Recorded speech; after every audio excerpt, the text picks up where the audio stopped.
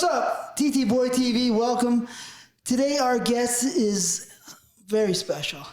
Very, very special. First, he's an industry leader. He invented the contract girl motto. He's a marketing genius. He made and ran Vivid Entertainment. Basically, he's porn royalty. Steve Hirsch, welcome to TTBoy TV. Thank you so much for coming. Great to be here. Thank you. How you been? I'm good. Thank you. What have you been up to?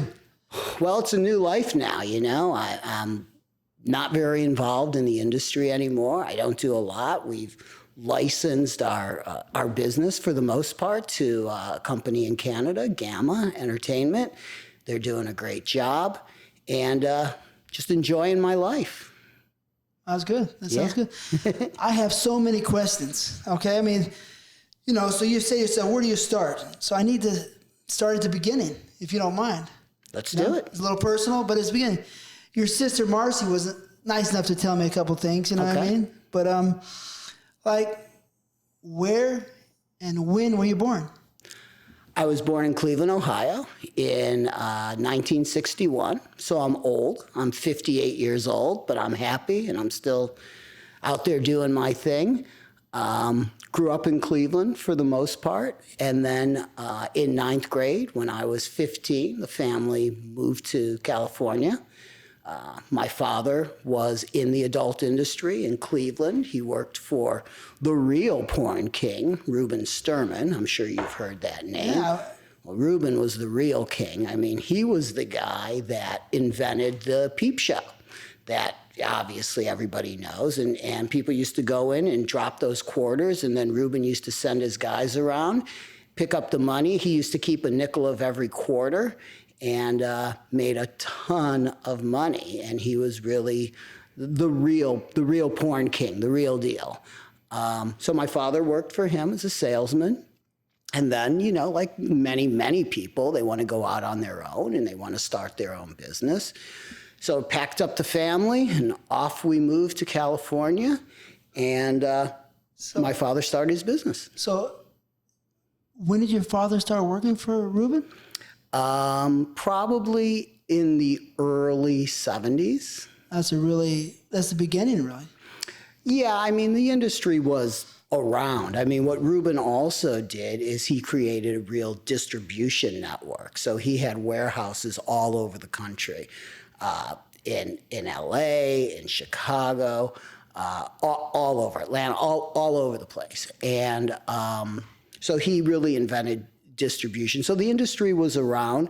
It was, you know, in the 8mm film days where, you know, they used to do lines of film, they were called, where like every month or 45 days you'd come out with 8 different 8mm films.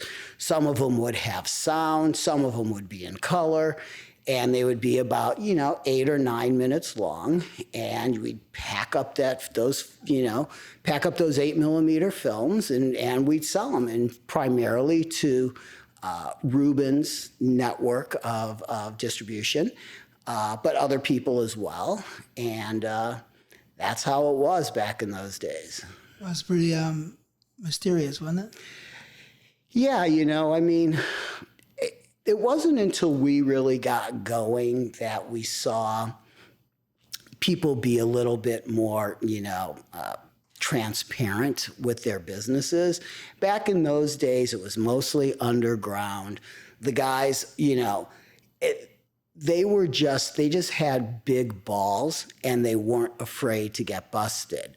So if you were able to do that, you could make a bunch of money. Now, obviously that changed and it became much more of a business as we moved forward and as we, you know, took hold and the video business started. But back in the old days, those guys were all underground. They never did interviews. They never talked about their business because they thought, hey, I don't want to get a visit from the IRS. I don't want to deal with the feds. I don't want any obscenity prosecutions. I just want to run my business. That's what it was like back then. Huh.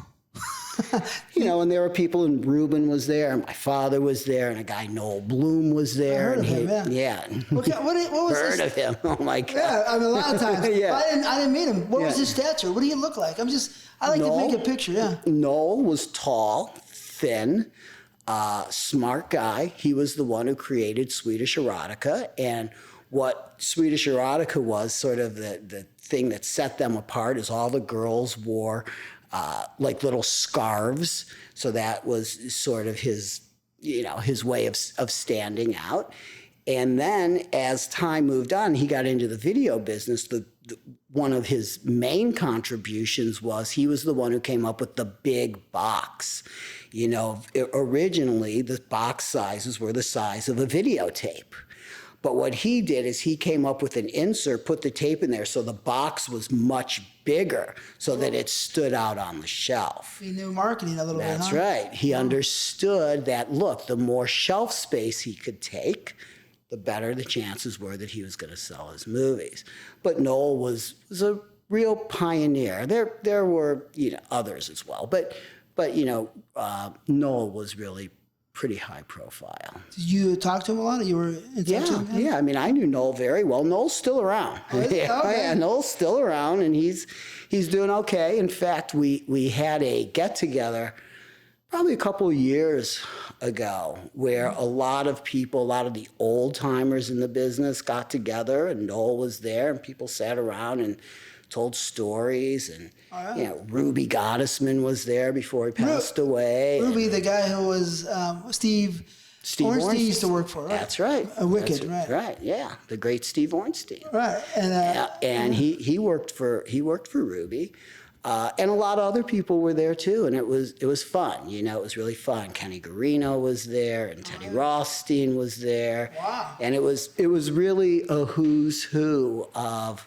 old timers, and I put it together for the most part, and I did that because I wanted my father to be able to spend time with these guys. That was, you know, that was his era. Those were his guys, and they all loved it. Believe me, we sat around a big table, and there was probably 50 or 60 guys, maybe 40 or 50 guys there.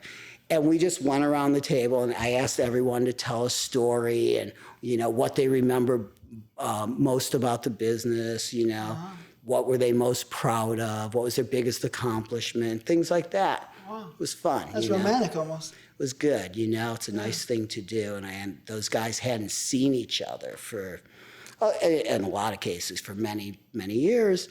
And just a good thing. Did David come? David Stern? Yeah, absolutely. David Stern was there. Yeah, of course. What kind of guy was Ruben? Well, I mean, I knew him, you know, Marcy knew him as well, you know, but I knew him as sort of like the godfather, the guy who you always looked up to. And when I was young, when I was 13, living in Cleveland, we didn't have any money, you know, we lived in a little house. And for my bar mitzvah, Ruben sent me a black and white TV for my bedroom. And I mean, that to me was like, oh my God. I had a TV in my bedroom. I mean, remember, this was 1974, you know, so it's obviously many, many years ago. But it was really cool, and that's, you know, one of the things that he did. As time went on and I became more friendly with Ruben, you know, I was getting ready. I was thinking about whether to start a business or not, and I worked at Cal Vista. I was national sales manager there when I was 21. So as I was thinking about starting a business, Ruben was in LA by then, and I just started spending some time with him, you know, and talking to him about business and stuff. And, you know, he's like, let's be partners.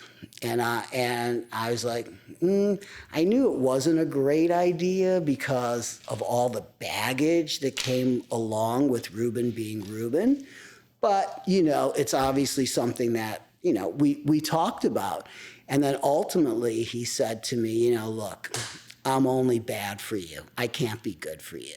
Wow. So I'm available to talk to you, to help you, whatever you need. Then I started the business, Vivid. And it was time to start selling our movies. And there were all the general videos all over the country, general video, Ohio, general video, Chicago, general video, San Francisco, all the general videos. And it was really important that you sold to those guys because that was probably, I don't know, 40% of your total sales, maybe even more. And at that point, they didn't really want to buy from more people, even though it was pretty much the beginning of the business. But even then, they were talking about too much product, too much, too much. We can't bring in anybody else. No. So I remember I went to a meeting. Like they would hold these meetings every 6 months or every year, and they would bring in everybody, and all the guys from General Video would sit around, and it would be Mel Kamens from Cleveland, it would be David from San Francisco, it would be this girl Brenda from Chicago, Jimmy O from Michigan, and they'd sit around and they'd decide whether they want to buy your stuff or not, you know? Like mafia almost. Yeah, kind of. And so here I come. I'm 23, you know, boop, boop, boop, boop, boop, walking into that meeting. I wasn't selling them at that point. And Ruben was sitting in the corner. He had like a little corner seat. There was a table like this where everybody was sitting, and then there was a seat sort of in the corner. Were they all subservient to Ruben pretty much?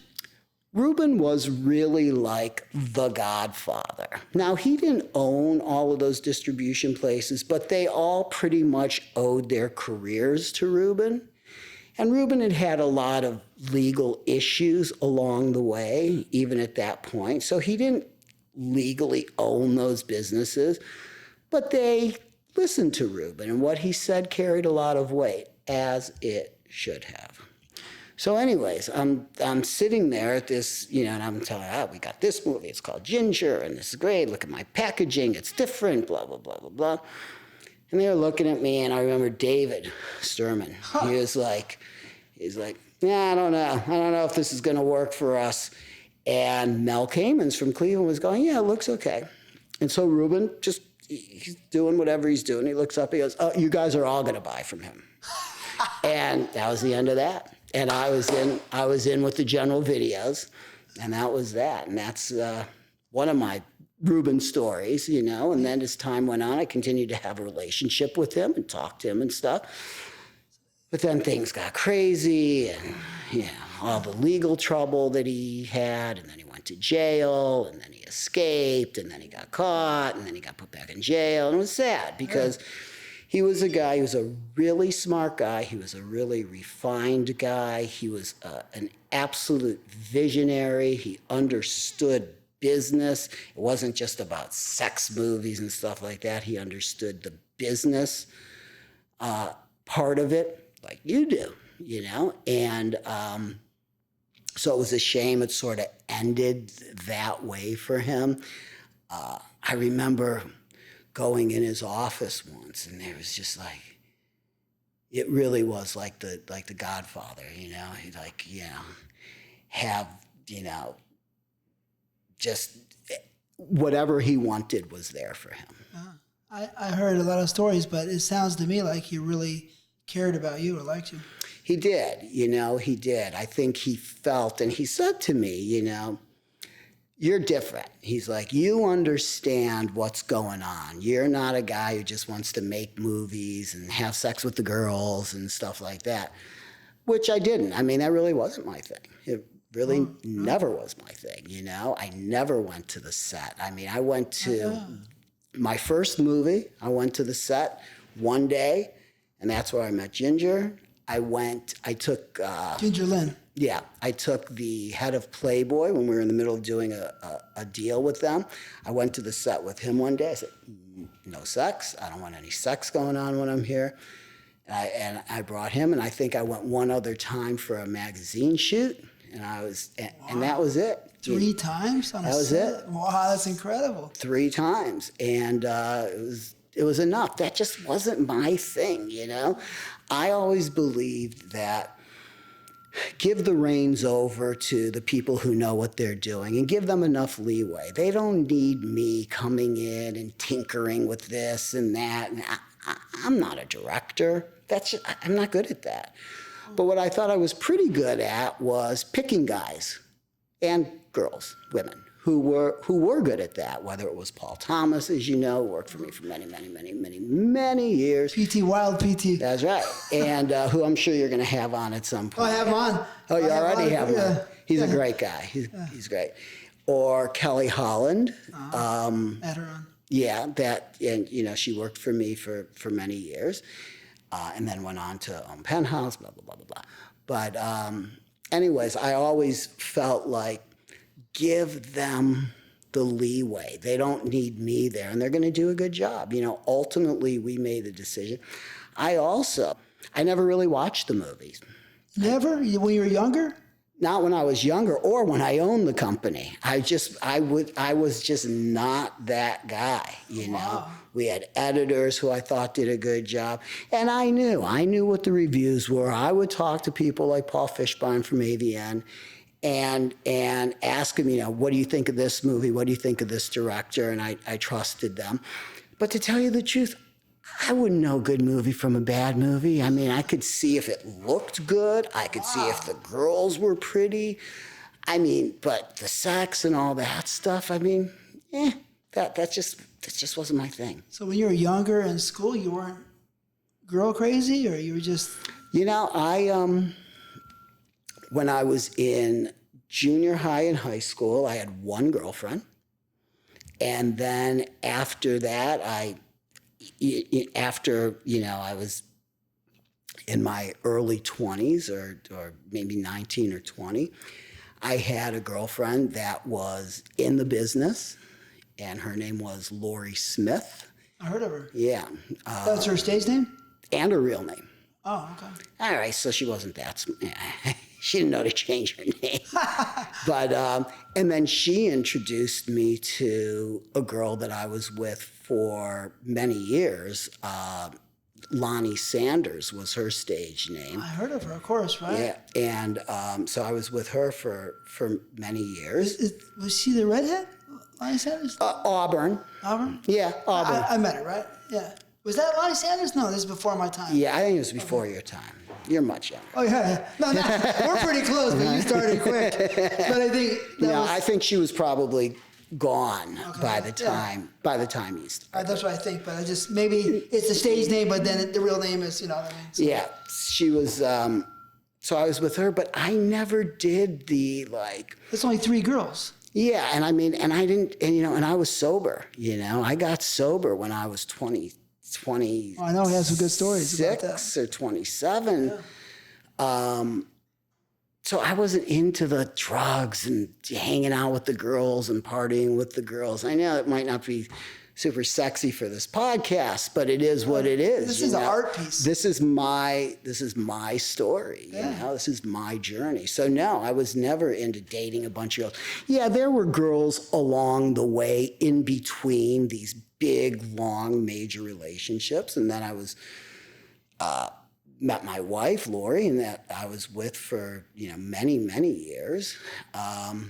So for me, relationships-wise, I don't know why we're talking about this, but it was just sort of came in chunks for me, you know. So yeah, you would think sometimes a porn mogul, Mm-hmm. don't let anybody get twisted. Steve Hirsch is a porn mogul, right? I don't know. Your words, not mine.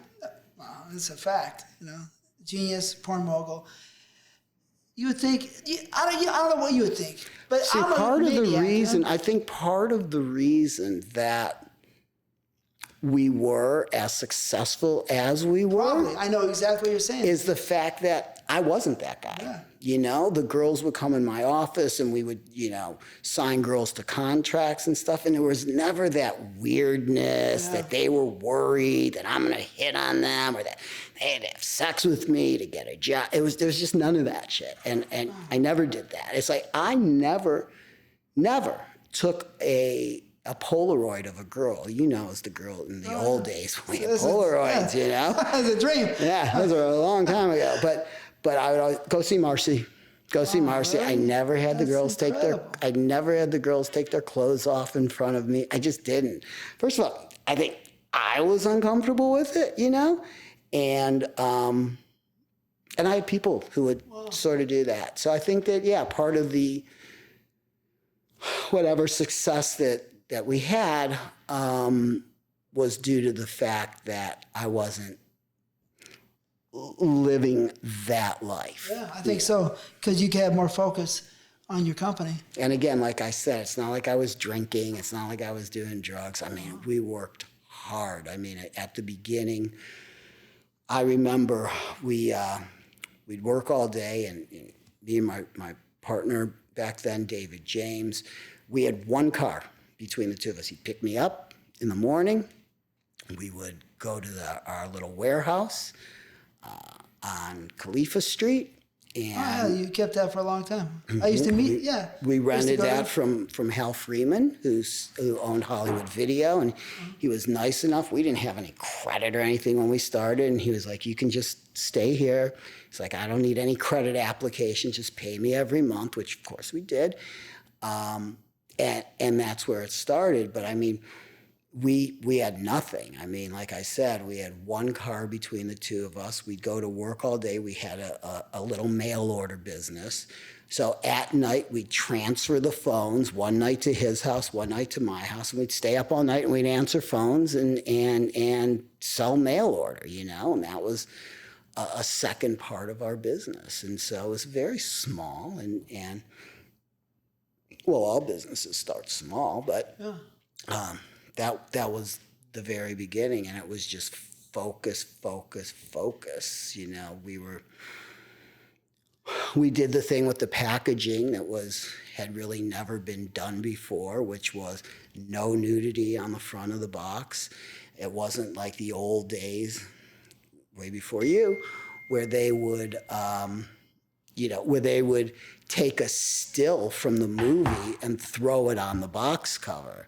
We changed all that. We started doing shoots for box covers. Not that nobody had done that. I don't want to say that, but we really took it to the next level where, you know, we would do shoots and we'd have makeup artists and we'd have lighting and camera. You know, I mean, we'd really do these elaborate box cover shoots because I understood that, you know, we were now in a video store. We weren't, you know, our business was moving out of the adult bookstore realm and into the video store world. So what would happen when you go into a video store? Let's say a couple, man and wife, whatever, would go in. They would rent a Hollywood movie for themselves. They'd rent a Disney movie for their kids.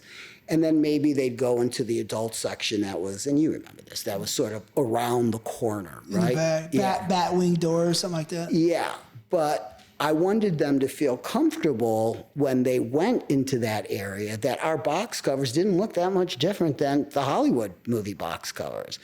So they feel comfortable picking it up. Nobody knew. This was before there were real stars. So, you know, nobody really knew who the girls were. All they knew was that she's pretty. You know, she's pretty. I want to rent that movie, or I want to buy that movie, mostly rent. But, you know, I want to rent that movie.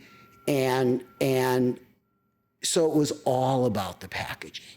And I think that we were on that very early. Now, once they got home and they watched the movie, it was important that the movie held up the quality of the packaging, because then they come back and that's how you build up a brand, right? I mean, that's the beginnings of building up a brand. Great packaging, great girls, high quality movies. Later on, as time went on, we shot on film, which was rare. Even old days, everybody shot on film, then everybody shot on video. And we were the ones who started shooting on film again because of our relationship with Playboy. We went out and we hired a publicist, which no one had ever done, and we were off to the races. You know, since you're such a good businessman, I was wondering, what kind of student were you in school? Good student, straight A student. So, Straight A's, huh? Mm-hmm. Hard subjects too? Throughout high school, I was a straight A student. I only lasted about a year and a half in college because I worked for my father, and then I went and I worked for Cal Vista. So I didn't spend a lot of time in college, but I was a good student. Yeah. So you, how do you become a good student? Because you really cared about making everybody happy and doing the right work? You were interested in the schoolwork? I'm just curious. You know, for me, it just came easy. You know, it was just easy for me. It's not like I went to some high-end private school or anything like that. I went to a public school, and it just came easy to me. Was I interested? Somewhat, yeah. I mean, I enjoyed school, you know. I didn't fight it or, you know, want to be the kid.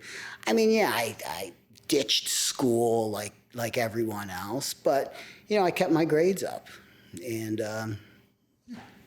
that wasn't real difficult for me. You seem like you were just from day one. You're diligent. You're focused and comprehensive. Well, you know, I started wrestling when I was like 5 years old. Really? Yeah. So I think that really helped my focus. You know, whereas you know. I was able to just zone in on something because that's what wrestling is. I don't know, you probably wrestled. You look like a wrestler. I got 10 years of jiu-jitsu. There you go. Same thing, just from the fact that it's one-on-one, you know. 20 years of other martial arts, yeah. But. Yeah, so you know what I'm saying, right? Yeah. So it's one-on-one. You have to use your brain. You really have to focus. It's not like football where you got 10 other guys that can kind of cover for you, you know, or basketball with 4 other guys that can cover for you. So I think that was really, really important building block for me. And it's also a good confidence builder too, and you know, it makes you walk the streets and you know that you could take somebody down and rip their arm off or something. Well, and I think it makes you feel good about yourself. I think every kid needs something that they're good at, and it doesn't have to be sports, and it doesn't have to be that. You know, maybe it's you're the best debater on the debate team in high school, or whatever, you know, or maybe you play an instrument, you know? So it doesn't have to be physical activity, but I think it's super important that every kid is really good at something.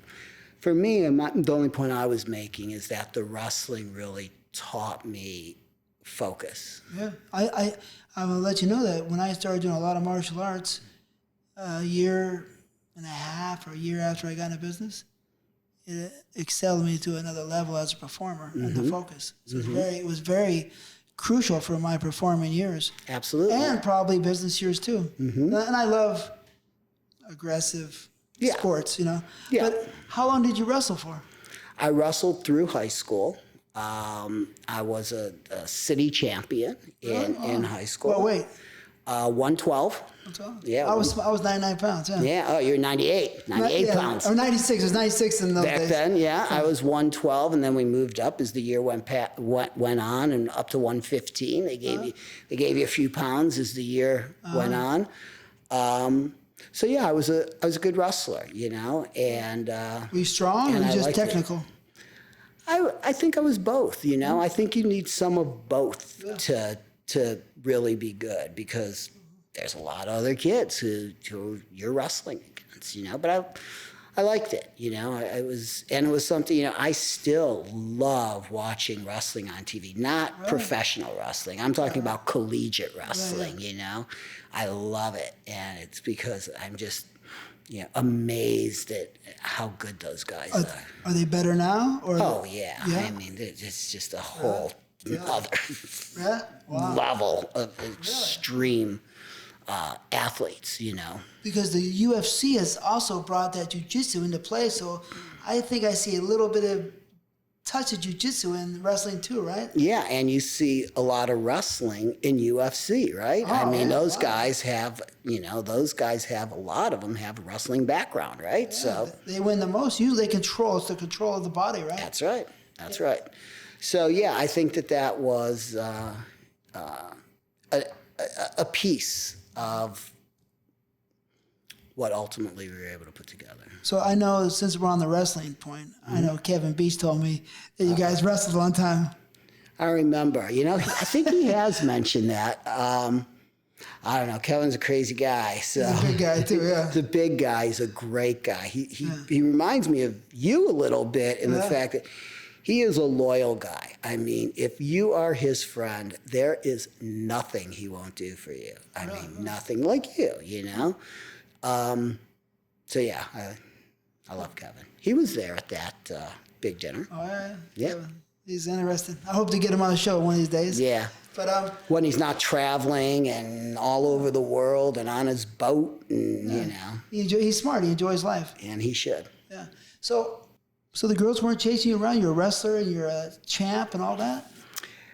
Like I said in high school, I mean, that just wasn't me. You know, that just wasn't who I was. I was fairly shy. You know, and I'm not saying I was uncomfortable around girls. I just wasn't an aggressive guy.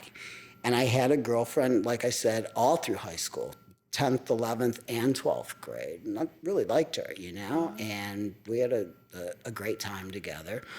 I wasn't the guy who cheated, and I just wasn't that guy, you know. Loyal, stable, and all that. Yeah, I mean, I worked. I mean, I had pretty much a full-time job when I was 11 years old in Cleveland. I worked at an ice cream store. Really? Yeah, so that was really important to me, and I saved all my money. I know you find that hard. I know you find that hard to believe, but no, I'm kidding. I'm kidding. I'm kidding. But yeah, so very early on, I was focused on making money, saving money, trying to figure it out.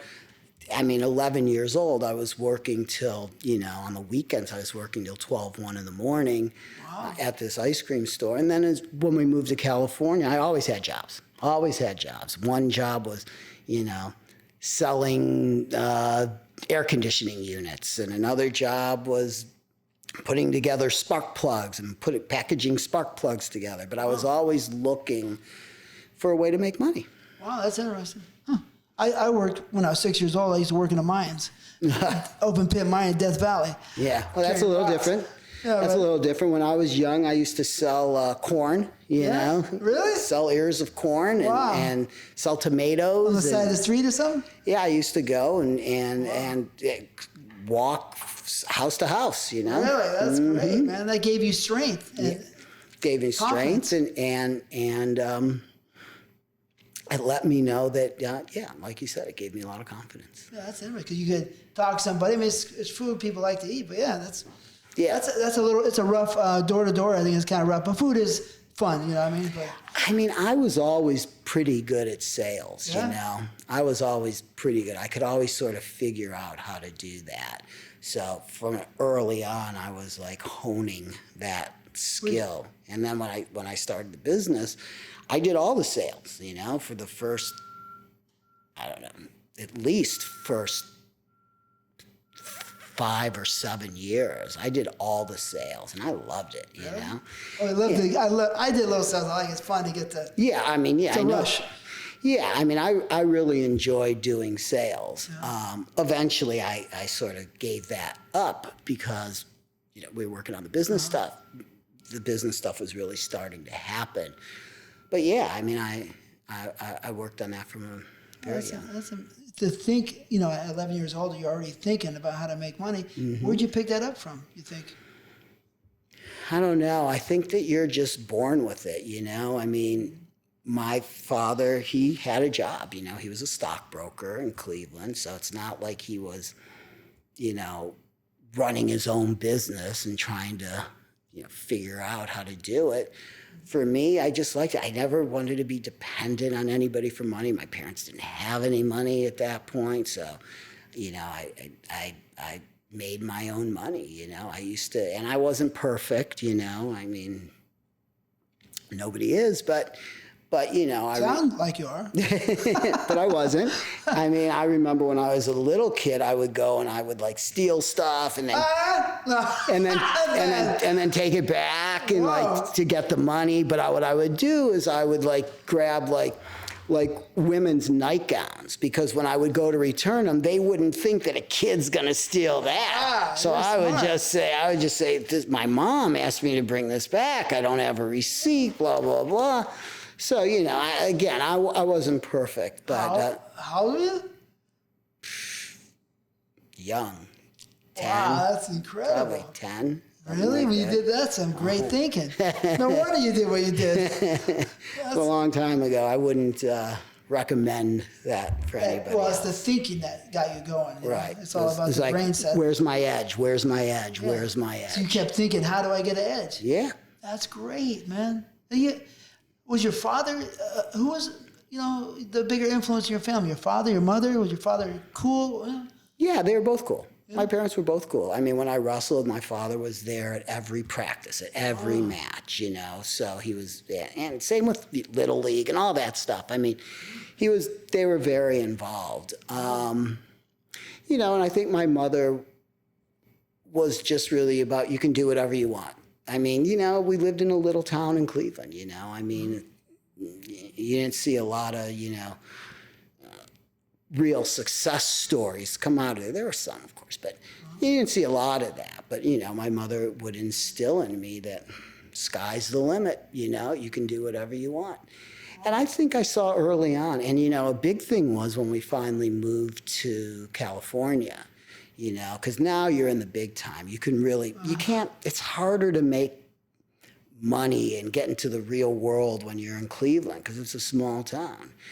You know, LA is LA. So, you know, the whole world opened up and all the opportunities to really find success presented themselves. That's nice. That's nice. So your father didn't have the same mindset you had, pretty much. You had a little bit of edge on him, as you might say. Yeah, I mean, we came from different generations, you know. He didn't come from the generation as far as like the video world and trying to figure out how to market and work with some of these bigger companies like Playboy and stuff. He was just, when he owned his business, he was just in the 8mm film business, right? So he knew how to shoot these movies and put them out in packs of 8 and stuff like that. He was a director too. No. A shooter. No. Just he was producer. Yeah, producer. Okay. So he, you know, that was sort of his thing. He got into the video business. He wasn't great at it because he didn't really understand how to compete in this bigger world, right? Whereas back then the industry was very insular, you know. There were not a lot of guys. There were 10 guys, you know, and everybody knew each other. And you were sort of on the same team, right? Because everybody ultimately was fighting the big bad government. Now video comes along and there's 40 guys, 50 guys, you know? And as we know, as time went on, 100 guys, a lot of guys, you know? And now there's 1,000 guys, right? I think there's like 10,000 around the world. 10,000 guys, right. Great. Yeah. Nothing wrong with that. Nothing wrong with that. So you believe in competition too? Yeah, I mean, I always believe in competition. I think there's enough for everyone and the strong will survive. And, you know, I mean, if you got an idea and it's special and it's unique, just because it's porn, you know, it's not like, oh, because it's porn, anybody can make money in porn. You know, that ain't the case. That's not the case. But you got to be clever. You have to have a good idea. You have to be able to execute. You have to understand what your costs are, how much money you have coming in, how to pay your bills, what's the right amount to pay your employees, how to keep employees, how to hire employees. It's, you know, running a business is running a business, whether it's in the adult world or anywhere else. Yeah. I have a, you know, and that surprised me. I didn't know that you were, you know, that into it at such a young age. That really makes sense, of course, what you've done, and, you know, we're going to go on to that, but that's interesting.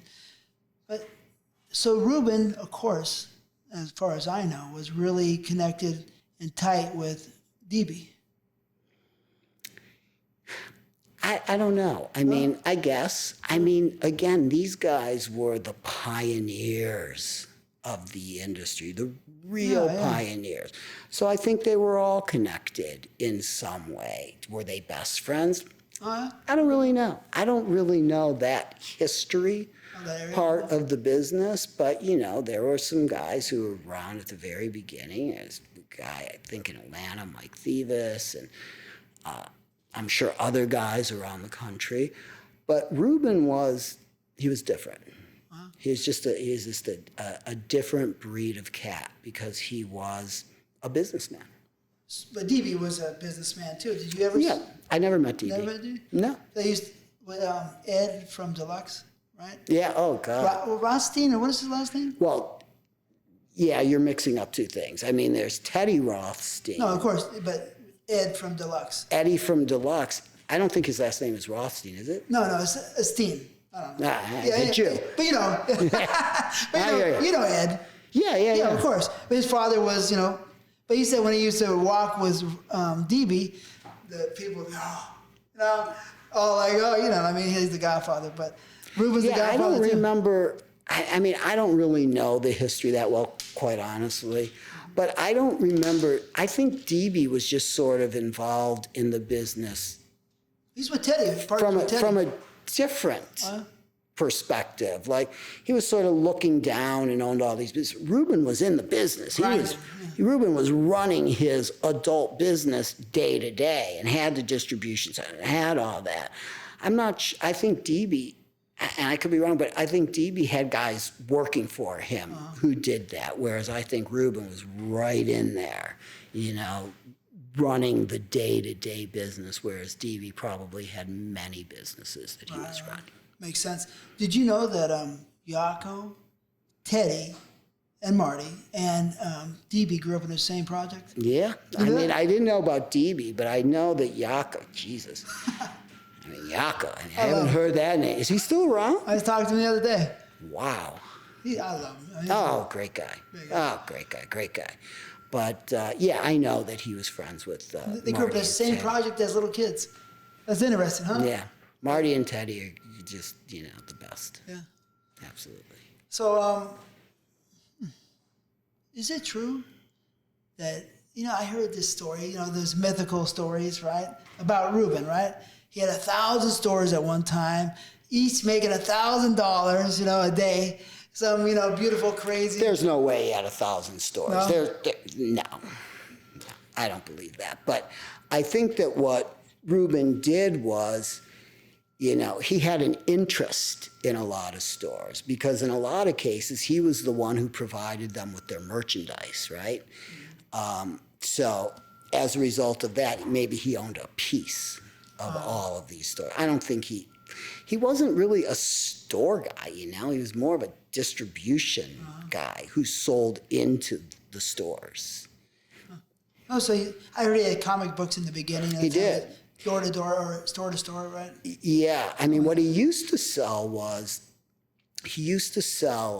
paperback books. You know, they were called remainders, and it was the stuff that didn't sell. So a company would, and not adult, just books, you know, paperback books, and the ones that wouldn't sell, they would send them over to Reuben, and you had to rip off the front cover.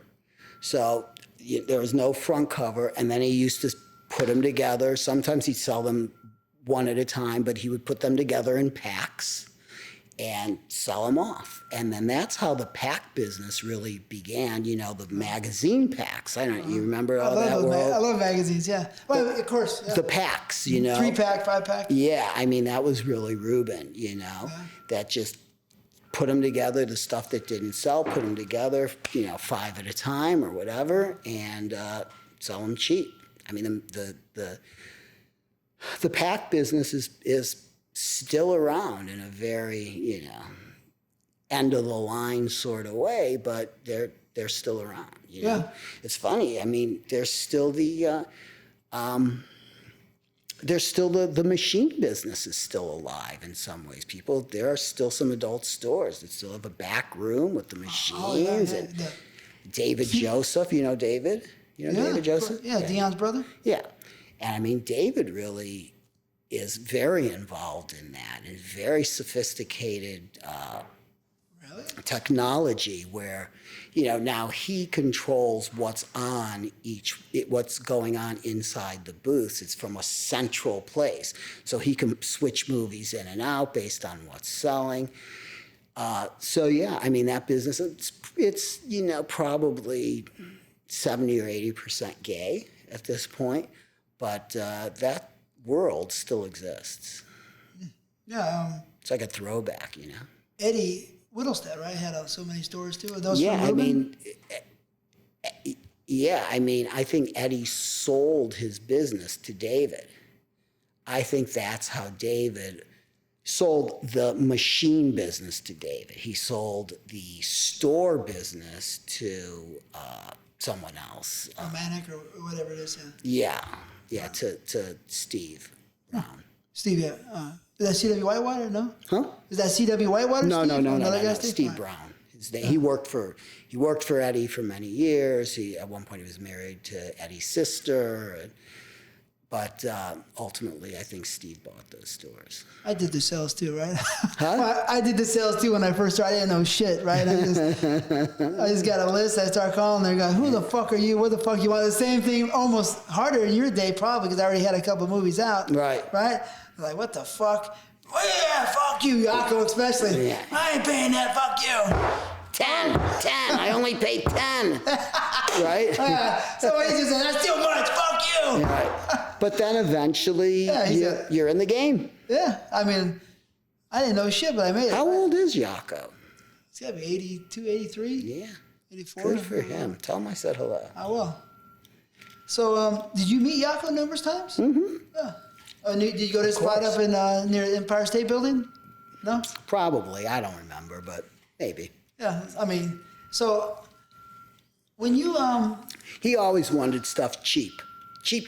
Yeah. So we weren't, I always wanted to sort of position my product sort of in the middle. I didn't want to be the super high-end guy who never gave any discounts, whether that was sort of like the, evil angel, I guess, where that's how he positions himself. No discount, no that.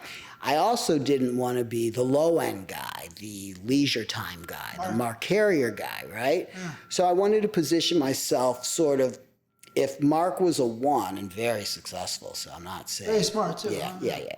But if he was Were you friendly with Mark? Sorry, yeah, of course. If Mark was a 1 and Stagliano was a 10, I wanted to be like a 7, I wanted my pricing to be reasonable so that I could get into that whole game, that sort of horse trading game, as you start, well, we'll do this, we can do this deal for you and that deal, because I put out a lot of product, I had our features that we put out, which was probably, at one time we were doing 6 or 8 a month. I mean, I know some guys do 100 now or whatever, and then I had my 4-hour line, and we were doing like 52 of those a month. That's a lot. So that was where it got fun and interesting, and packs and all that stuff. But you did those compilations at the right time, right? I did, I wasn't the first one who did that. I think it was Mark and Eric Gutterman. You know Eric? I heard his name. I don't know Eric. Eric worked for Mark, and I was friendly with him, another great guy. And Eric's like, 4 hours. He goes, that's where the action is. And we were in the game. That's fucking great. How much did you sell the 4 hours for? I think when we started, they were what? They were $6, and then they were $5, and then they were $4, and then they were $3, and then. But as the price came down, the volume went up because there was an explosion, because people were buying movies, they weren't just renting movies, and. So it balanced out. No, it was up, way up. Well, $6 to $2 to $3, but it's still up, huh? Oh yeah, I mean, unquestionably, that was when the market was exploding. There was a time when we were selling VHS and we're also selling DVDs. The dream, right? So we had it all going on. And then as VHS died out, people supplemented their DVD collections with some of their older stuff, so they would buy the same movie over again. Hallelujah. You know, those were the days. So I'm guessing you must have scraped about 10 or 15 out of that. We did good, turnover. you know. We did good. We, you know, I think we did a good job of running our business, keeping our costs down. I was just, you know, and I think you are kind of like that too. I'm pretty tight. You know, relentless. Well, you have to. You have to. You just have no choice. It doesn't make you cheap. It makes you smart, you know? And I was really on every single cost, whether it was the printing cost. Or the place that I never really fought was my artwork, my art director, and my photographer. I never really skimped on that because I knew that's where you put the money. That's where you spend the money and bring in the best guys, because that's the face of your company. That's interesting, yeah. Sydney, I guess, because you work for Cal Vista, you know, and Sidney Newkirk. Newkirk. Yeah. Right? He's a really interesting character, right? Yeah, I mean, probably of everyone who influenced me, and you take a little from here and you take a little from there, and that's what sort of makes us up as people. He probably had the most influence on me overall. Really, I mean, Sidney is such a refined guy. He's European, he's Dutch. He always wore a suit to work, a tie to work. Very, very smart, really understood, made big movies, big high quality movies. Porn films, but he was in mainstream before that or something, right? B movies, he told me. Maybe he did some of that. But Sidney, before that, he was in the trucking business and he owned trucks. And he was young, and one of his trucks got into a big accident and someone was killed, and Sidney didn't have insurance. And he lost that whole business. And it was a multi-million-dollar business.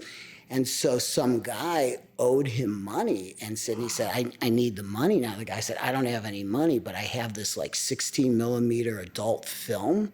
Maybe you'd want that. That's how Sidney got into the business.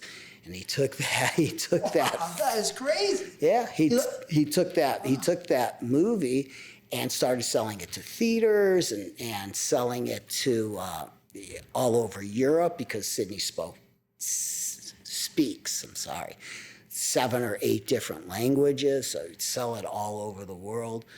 He really taught me how to run a business. I mean, he was very, very successful guy. And, you know, and he treated me like I was his son because he didn't have any kids. So there was that relationship I had with him. But he also taught me how to be a businessman. I mean, I remember once, before I was the national sales manager at 21 or something. At Cal Vista. Yeah. I was just a salesman. He had like 5 or 6 people selling for him. I was just one of those guys. And Sidney liked me. And so one day he's like, come on, we're going to go. I'm going to take you someplace with me. So he takes me to this, tailor, right? And he's like, I want him to have suits just like me. This guy makes all these custom suits for me. Again, I'm like 21 years old. But a 21-year-old doesn't wear the same suits that a 50-some-year-old guy wears. Like 3-piece, you don't want that. No, I was a kid, you know. Every day I had to wear a suit to work. Every day. I'm like, Sidney. But, you know, he was and is a very special guy. You were very close to him? I was very close to him. You know, when I started the business, we left, so it was a little, you know, tumultuous there for a minute. Ultimately, we sort of put it back together, but Sidney didn't like that I left, you know. But I think ultimately he understood that, you know, I had to do my own thing. And then as we found some success, Sidney loved that and sort of like, you know, like took some pride in the fact that, you know, like a football coach who his assistants go on, you know, to become successful coaches. I was that successful coach. Wow. Do you ever, I mean, you must have a lot of love for him, of course, as it sounds. Mm-hmm. But do you ever see he was kind of rough, you know, with business, or no? I don't know if the word was rough. He was very direct. He was European, so he was loud and he screamed a lot. He was all about quality. He was just a quality guy. He was much more towards the John Stagliano end of things. Didn't discount his stuff, but made really good movies. He was into he didn't direct his movies, but he was on the set and he was part of that whole process, and I think he enjoyed that. And, you know, way before there was the AVN Awards, there was the Adult Film Association Awards, and Sidney used to win those all the time. I don't know if the word is rough. I mean, he was a very refined guy, you know. I liked him a lot. Then they closed the business down and left me with a little bill. Never paid you? Never paid me. And then they wrote me a letter, said, we're out of business. Very nice. I was like, huh. Yeah.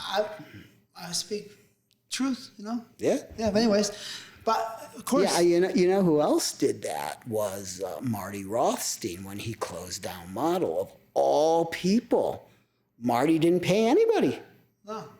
He just decided not to pay anybody. Yeah. I don't get that, you know? Yeah, because he did very well. And these people, he did well as a result of these people. And Marty is a great guy. I mean, out with him in Mexico. Yeah. I mean, a great guy, a fun guy, a funny guy. Yeah.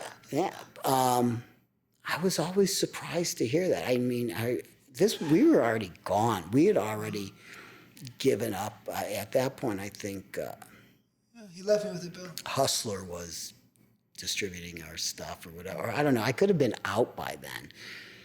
But yeah, it was just, I was really surprised to hear that he went from like paying it, and he was always tough to get paid from, but he would pay every month, and then he'd pay every 3 months, and that was every 4 or 5 months, and then he'd pay you, and he'd want the discount, and I didn't want to pay shipping, and I didn't get this, and I didn't get all the movies, and you know how that goes. You know how that goes. So let's let the people know. Yeah. That to get their price down on their movies, there would be 4, 5, 10, 15. Maybe they would figure out the percentage they would take out of the box to make sure that they'd have a lower price so they can compete against Joe down the street, I guess, or just so they can keep their money. They would keep the money. They would keep the money. I mean, that was, you know, sort of built into it. But Marty would pay, you know, and he was also the guy who could take a lot of product. So you couldn't afford to not sell him. Tower Records at one time, right? Tower Records, yeah. Different. Yeah, that connected. But right, Model had power. Yeah, had a lot of power. And then I know he went to just paying once a year. And who does that? People can't live. You know, everybody's running a business, you know? I mean, you know, and to get paid once a year and then to just close up and never pay anybody, I thought that was odd. I actually chased them down for 3 years with the attorneys trying to get the money. But he had given it to his son, right? His son had no money. Frankie? Something like that. That's the books, you know what I mean? Something like that. He gave the business to... That way it's not in his name, something like that. So you couldn't get to him. And we know he's worth 200, 300, something like that, I guess. That's the stories I heard. I don't know about that. Yeah? I don't know. Okay. I don't even know. That's a lot of money. Yeah? No, that's a lot of money. I don't know about that. But, You know, I mean, I guess when he didn't need you anymore, ultimately, he just didn't pay. Which was funny because Teddy's not like that. I mean, his brother, yeah, he's always paid. I mean, it's just never an issue. What about David? He never paid. David Hoosterman is tough, you know. I mean, you had to have product that they needed. You know, if they didn't need it, they didn't pay you. But if they needed it, you had some leverage and you just cut them off. Yeah. Cut them off. And then you'd get the post-dated checks. Yeah, and then some of them would bounce. And then you'd have to get more post-dated checks. But you had to make the decision. Are you in the game or not? You had the same trouble, and you're so close to him, huh? I mean, so... I don't know if I was that close to David. I'm closer to David now than I was back then. I like David. I mean... He seemed a cool guy. He's got that personality. You just want to hang out with him. Yeah. He's like Kevin, you know? Yeah. Nice. I like David. But how about the math games from IVD? You ever see those games back and forth? No, because I'm really close with Frank. I mean, he's probably one of my best 3 friends in the world. Wow. And has been, I mean, I remember when Frank got into the business, when he showed up at the CES show. And he was selling blank tape, you know, and he said Elliot did his first sell for him. He told me. Maybe I don't really know about that. I just remember when I met Frank, and he wasn't in the adult business, and obviously he sort of morphed into that over time. But no, the thing with them was, you know, again, they had a lot of power because they had a lot of buying power, you know, so that gave him the leverage, and they were just all about buying cheap. But I never had a problem with them like discounting or stuff like that. And Frank always paid me. Always paid. So no, I didn't have that with them. It was just the constant back and forth. I want it cheaper. Can you do this? If I buy this many, can you do it at this price? But then you would get the returns. And that's the game, yeah. Yeah, that was the game. Just say whatever you have to say to get the price down. And then when it comes time to pay, just return what you didn't sell. If you don't watch the return or the different price that you gave to a discount and then the full price, and you're going to get jacked, you know what I mean? Yeah. That's all. I love math, so I paid attention. You figured it out. I can imagine people not being very... Well, people were so, you know, desperate to do business with them because they could really move a lot of product that they were willing to sort of play that game. But ultimately, those are the guys who went out of business because they were just all about the quantity of what they would sell, not about the price, not about what their cost was, none of that stuff. Because that makes sense, right? Yeah, they didn't really understand. You know, I mean, when you saw new guys get into the business, not now, I'm talking about maybe 20, 25 years ago, who were the new guys who got into the business? They were sales guys for other people in the business. Yeah. That's who they were. They weren't businessmen. They didn't understand that. All they knew was that, hey, I can sell. I know a lot of stores. I mean, because I'm selling to these stores, so I'll just make my own movies and I'll just sell to my customers. But they didn't really understand the other side of it. What's my cost and all that stuff that goes into. But, you know. And the quality, because the idea of making a movie is more complicated than people know. Of course. But, you know, a lot of these guys were happy to just make $1,000 a week. To them, to make $1,000 a week and not have to answer to anybody and own your own business was good enough for them. They weren't looking to make the big score. Yeah. I mean, sometimes it just grew. I mean, mine grew. It was a dream, crazy, you know, for me, you know. But yours, you were different. I think you were I'm like different. Yeah. You're different. Plus, you were talent, so you understood that side of it. You understood how to make a movie. You were smart. You didn't fuck around. You got paid. It's a completely different mentality than a guy who's just like, I sell to a lot of stores, and I know a lot of people who can buy. So, hey, I got this, you know. It's different. I mean, as well as I know you, I mean, you always were you were the business guy, just a business guy, you know. I give you something, you pay me for it, great. And then I'll give you something else and you pay me for it, and then we do business together. Makes sense, right? Yeah, we do business together. I can make some money, you can make some money. I don't want to take advantage of you. You don't take advantage of me. We do this for a long time. Yeah, it was great. Yeah.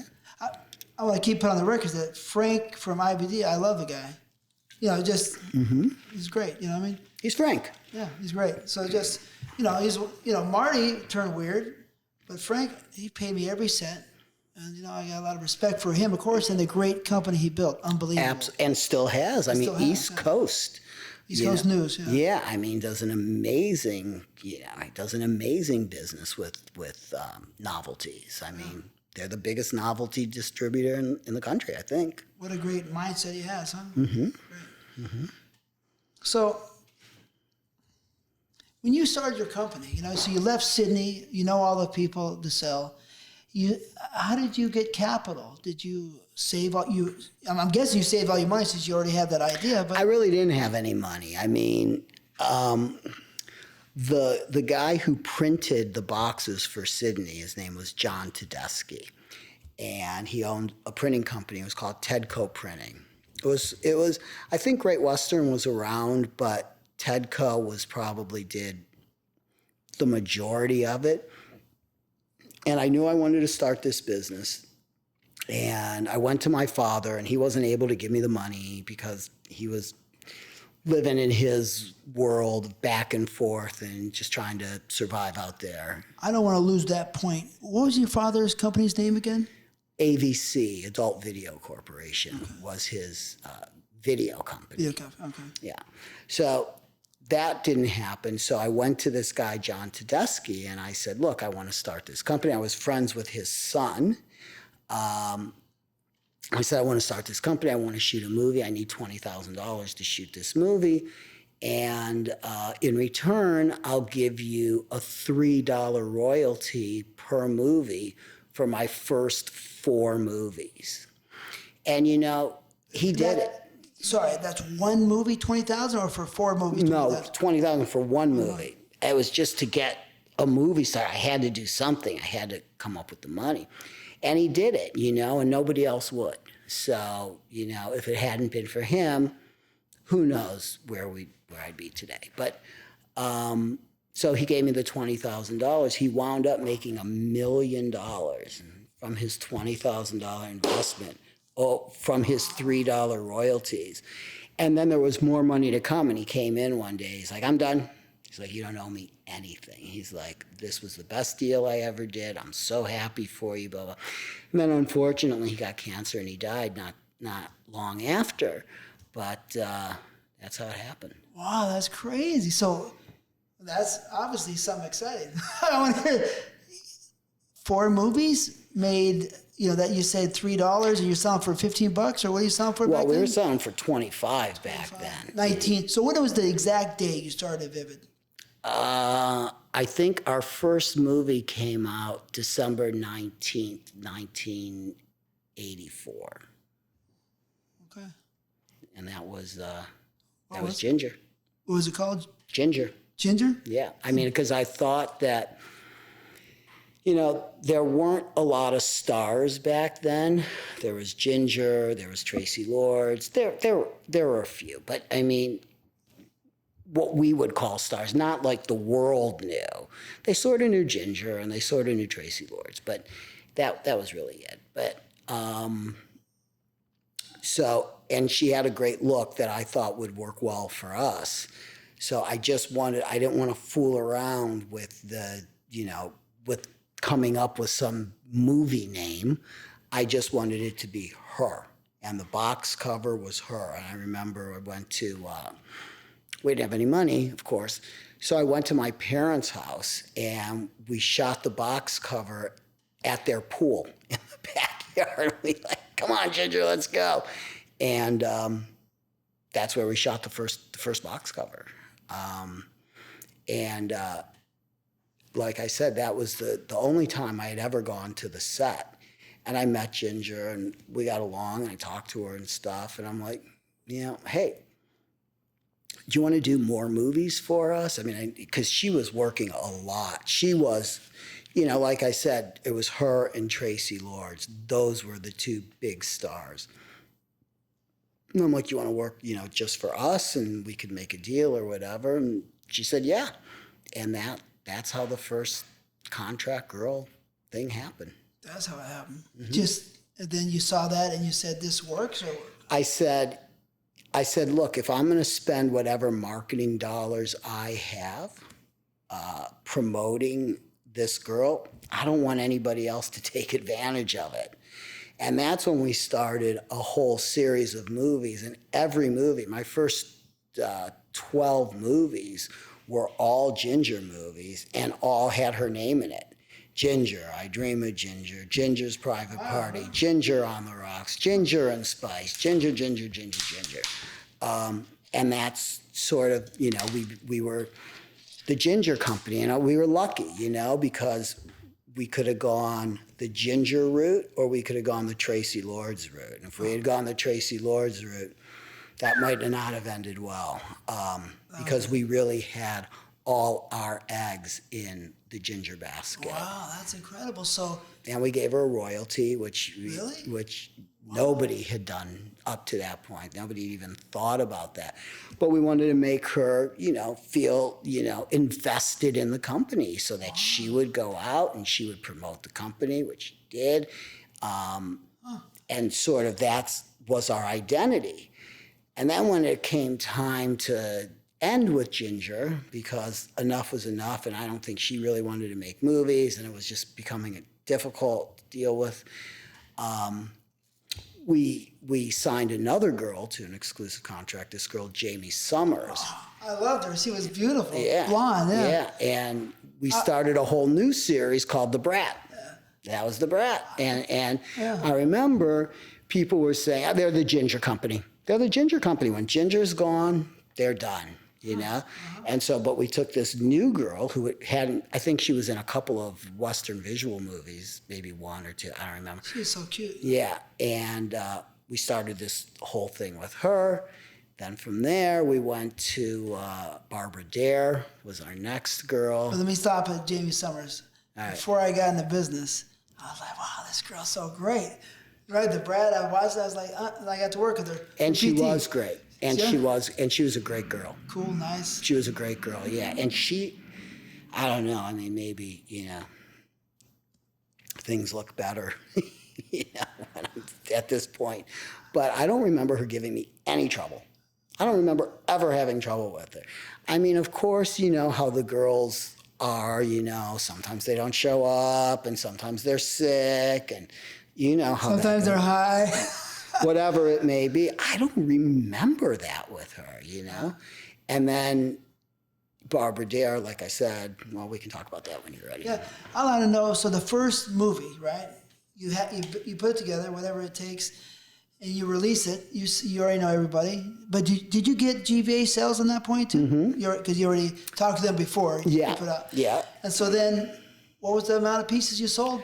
I don't remember the exact amount of pieces. It was probably 5,000 or something like that. But in those days, the charts were Adam Film World. I mean, you remember Adam Film World. Of course. So every week they would come out with their charts, and they would send them to you, and they would send them to all of the distributors and all of the stores, so the stores could sort of make their buying decisions.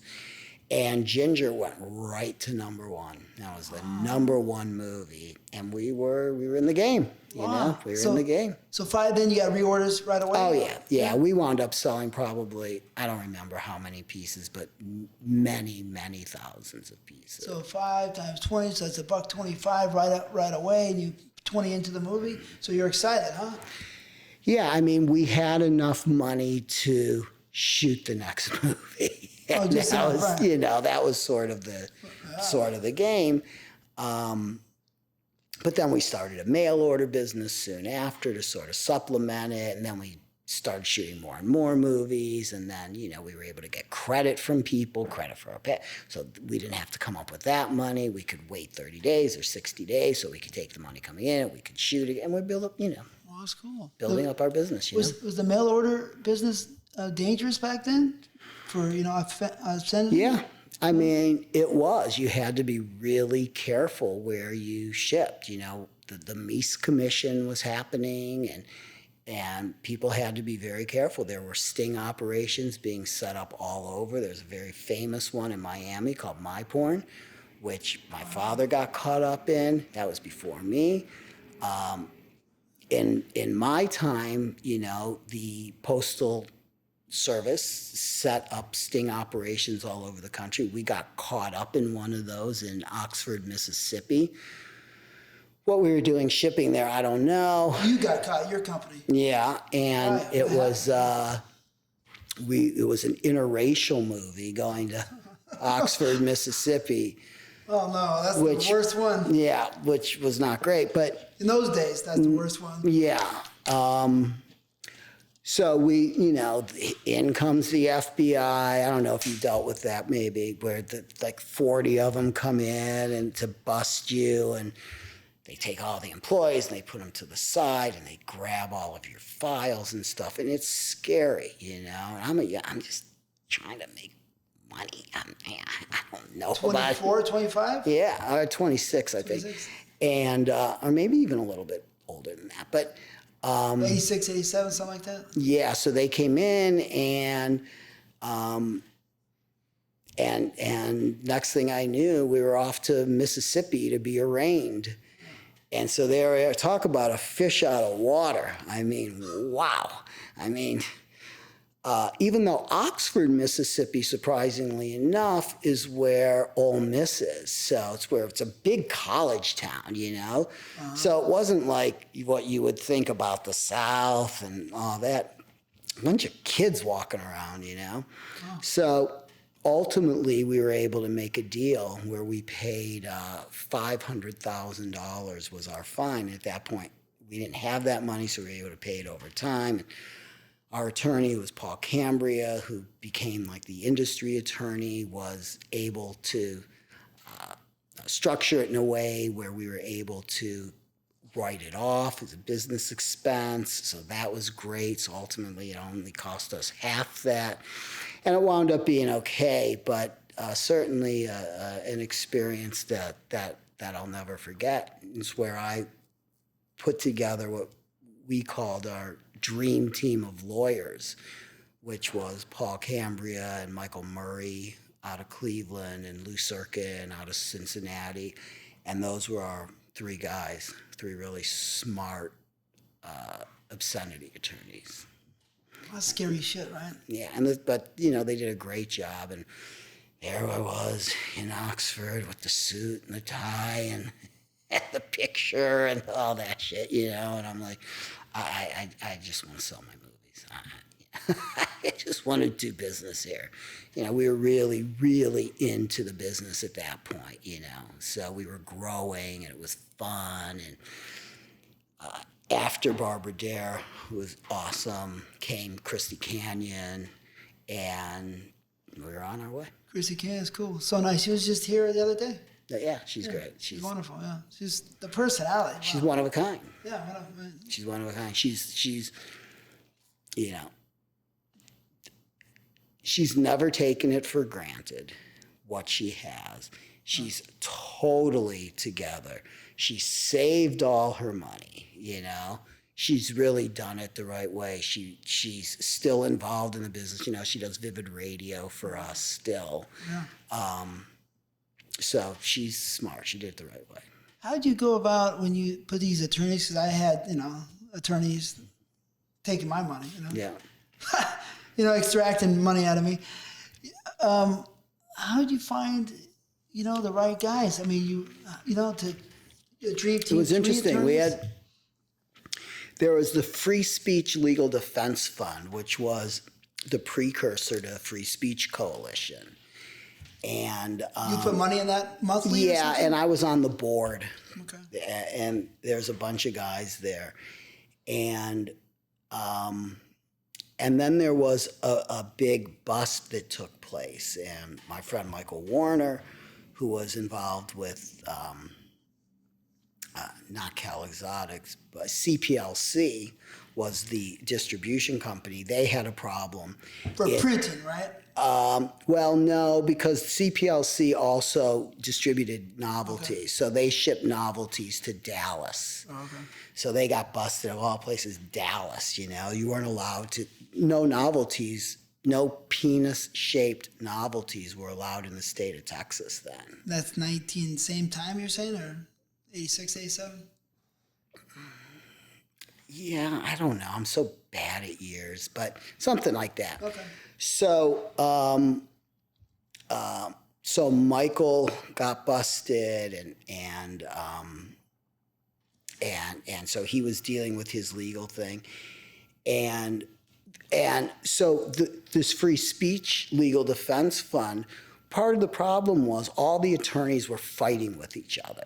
So I said, let's get the attorneys together and hash it out. So we're on the same team. So they're not trying to steal clients from each other, and everybody has the same legal strategy, and everybody's talking together. So we set up this meeting in Chicago with all of these First Amendment attorneys, and Cambria was there. Was John Weston there too? John Weston was there, of course. And because John was kind of the LA guy, but John was, you know, part of the problem more so than part of the solution.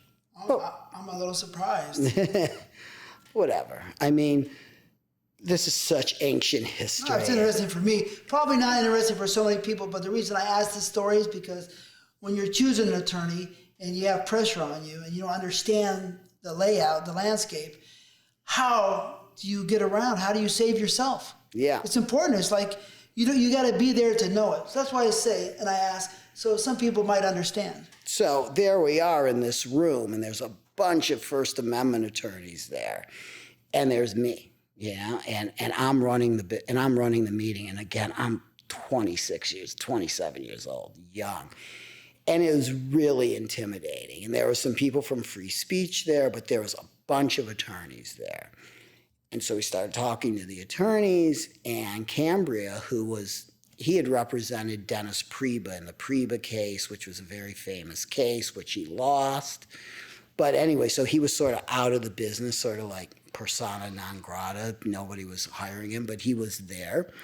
And, you know, we started talking, and he stood up, and he was just like, wow. I was like, wow, this guy is really head and shoulders above everyone else, just from listening to him talk and his knowledge. And so I was sitting next to Michael Warner, and I'm like, that's the guy you need to hire. That's the guy. It's not really John Weston. It's really this guy, Paul Cambria.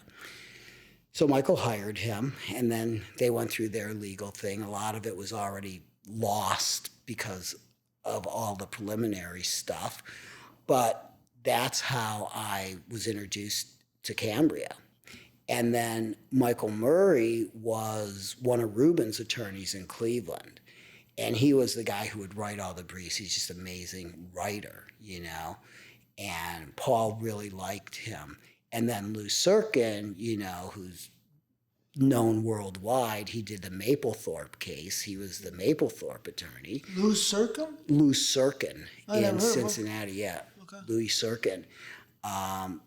We brought him on as well because it was me and my partner in the corporation, so we needed 3 different attorneys, and they worked great together. And Paul was really the leader of the pack there, but those other guys were great. So is Paul fair with the billing, or was he rough, or? No, he was fair. No, he was good. He was good. I mean, I think we made, I don't remember the number, but I think we made a flat deal with him up to the trial, but we never got there, so we never had to worry about it past it. But what he did was, the way he structured the settlement for us was really amazing. And after that, the Justice Department got together and said, never again can we let this happen, where we were able to write off the fine as a business expense. So that was when, and I remember sitting there in Mississippi, and Paul's in there negotiating back and forth, and I'm sitting, out on a bench or something, out in some waiting area. I'm like, let's go. He's like, we're getting somewhere here. He's like, we gotta wait. Walked out with a deal. So Paul is very, very, very, very good. Oh yeah, he was the guy. Better than around here. Yeah, I'm not saying John Weston was bad, but the thing with John Weston is he was much more of a local dealing with stores and stuff like that. He wasn't really a big obscenity federal attorney, He was much more about licensing and much more about, trying to fit stores in and trying to figure out where they could put stores and stuff like that and representing stores. So I'm not saying John was bad, and I like John, but Paul was just a different level. He was a federal attorney, and he understood how that world worked. That's interesting. I wish I would have known things. I wish I would have called you. Why did you deal with John? Or? Yeah, a lot. And John was expensive. John was really, really expensive. That was the knock on him. And I would look at the billing sometimes. I would say, I'm not retarded. Some stuff doesn't really jive with me, but I'm not an attorney. Yeah. Right? Yeah, I mean, that was always the knock on John. The knock was never that he wasn't smart, because he was definitely a smart guy. But, I don't think he was the right guy for us. I believe you. So you have Ginger, Jamie, Barbara, Christy. Who's next? I don't remember. I mean, at that point, the girls, you're great.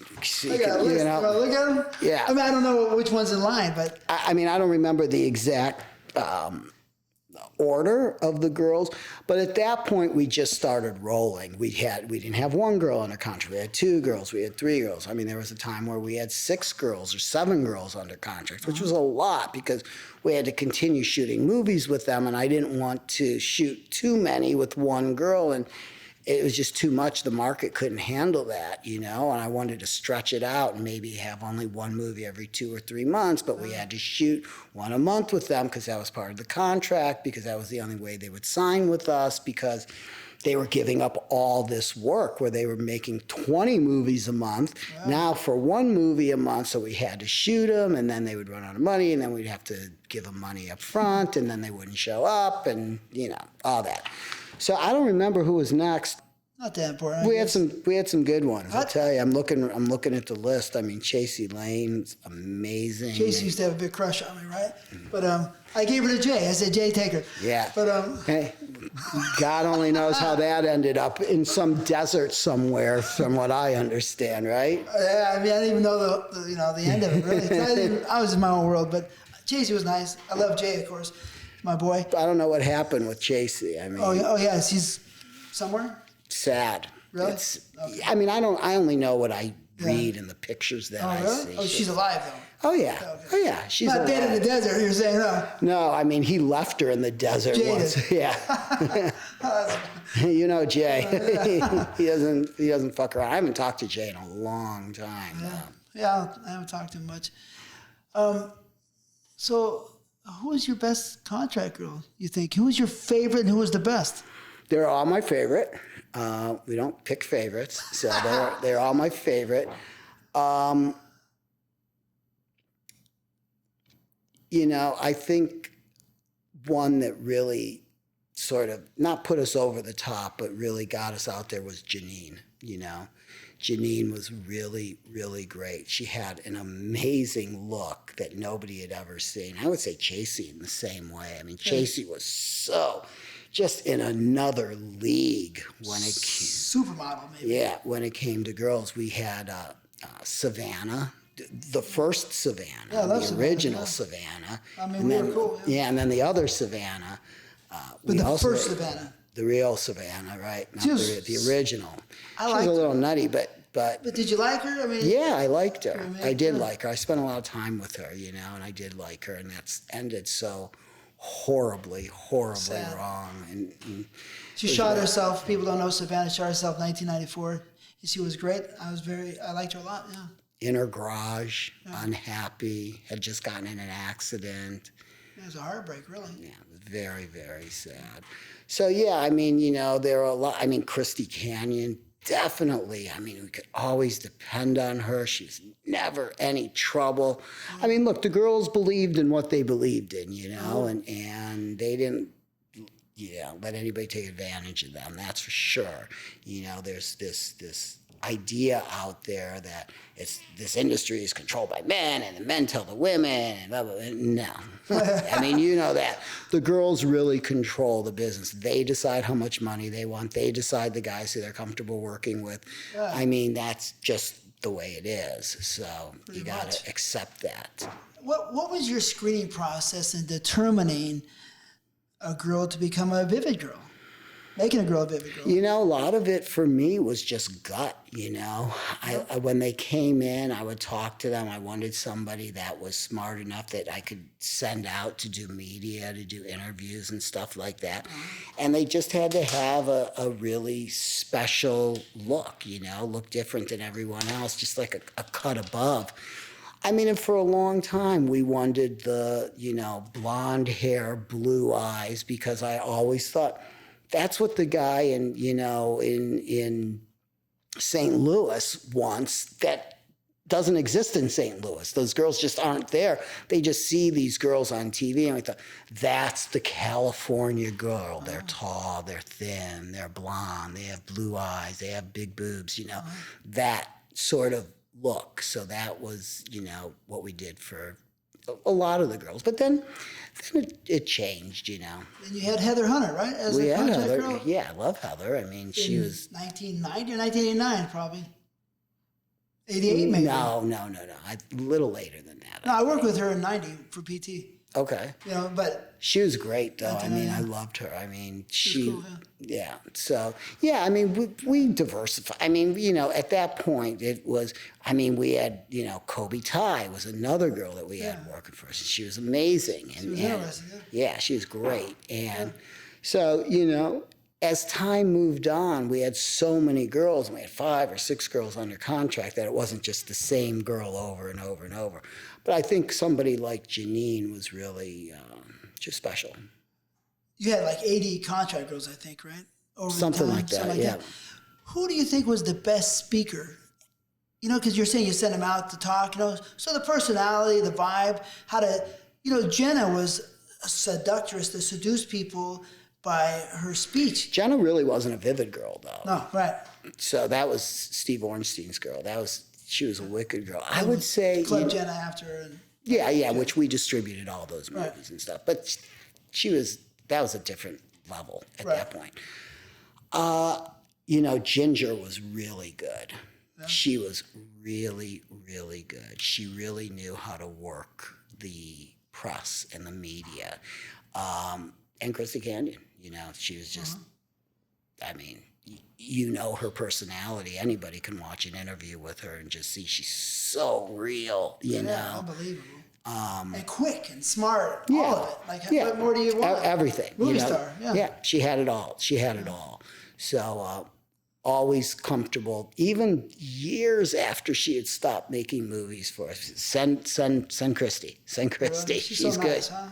Yeah. She's so just the best. One of the best for sure, huh? Ever. Yeah, Christy's great.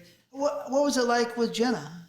Distributing Jenna. I mean, she's kind of with Vivid, but not really. Yeah, I mean, that relationship really ran through Jay. Mm-hmm. So, I mean, I was friends with Jenna, and I knew Jenna. I knew her for years. I mean, we shot her first 3 movies were with us. Mm-hmm.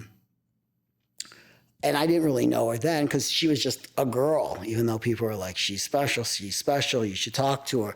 And we did talk to her. Ultimately, she didn't want to be in the big factory of Vivid, She wanted to be with the new Vivid, which was Wicked, And she was their only girl. And all of his marketing went towards her. So she went down that road.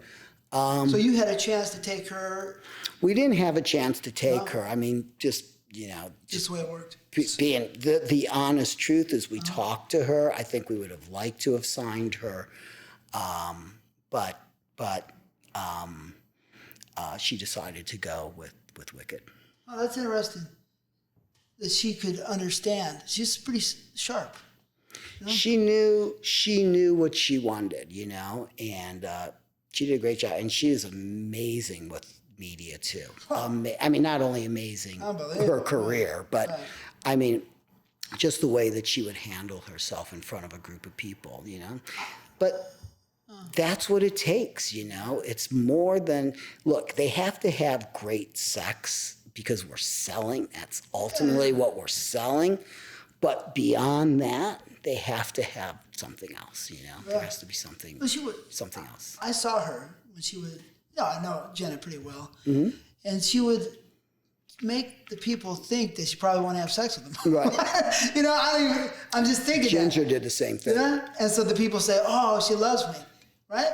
She just had that magic. Yeah, the way she looks at me, she makes you feel like you're the only person in the room. Yeah, stares you down. So it's She's looking at you. I heard a couple guys come up to me and she wants me. And I was like, I don't think so. Yeah. Good for you.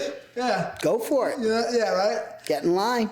So, how many pieces do you think you sold over the years? Oh, God, I don't know. I think there was a time that we were selling about 1 million pieces a month. That's great. At the top. Yeah, close to 1 million pieces a month. So many millions of pieces over the years. That's beautiful. So 1 million, so that's 10 million or 12 million, then maybe 100. Now, a lot of those pieces were catalog, and a lot of those pieces were compilations. So I don't know if the average price wasn't $10, but no, the years, so 12 times 30 or 25. So, I see what you're saying. So you have hundreds of millions of pieces. Yeah. Maybe 1 billion pieces. I don't know. I mean, No, probably not. a lot. I don't know about 1 billion, but we sold a lot of pieces. Beautiful. But then, you sell these pieces, and here comes one of the most ingenious moves or situations, whatever you want to call it, right? Matter of fact, Jake Steed was a very good friend of mine. You might have heard of him, right? Yeah. He came up to me one day and said, "Hey, man, I got a great idea." It's right before you had this thing working or whatever, He said, "We got to get some celebrities on tape," right? I was like, wow, that seems pretty difficult. Right. Right? To me, that's, I'm just an actor, right? I'm not distributing yet. I think maybe I just started, but I'm producing, excuse me, and directing. But I said, and then boom. Here you have, I think it's Tommy Lee and Pamela. Mm-hmm. That's incredible. Mm-hmm. Pam and Tommy.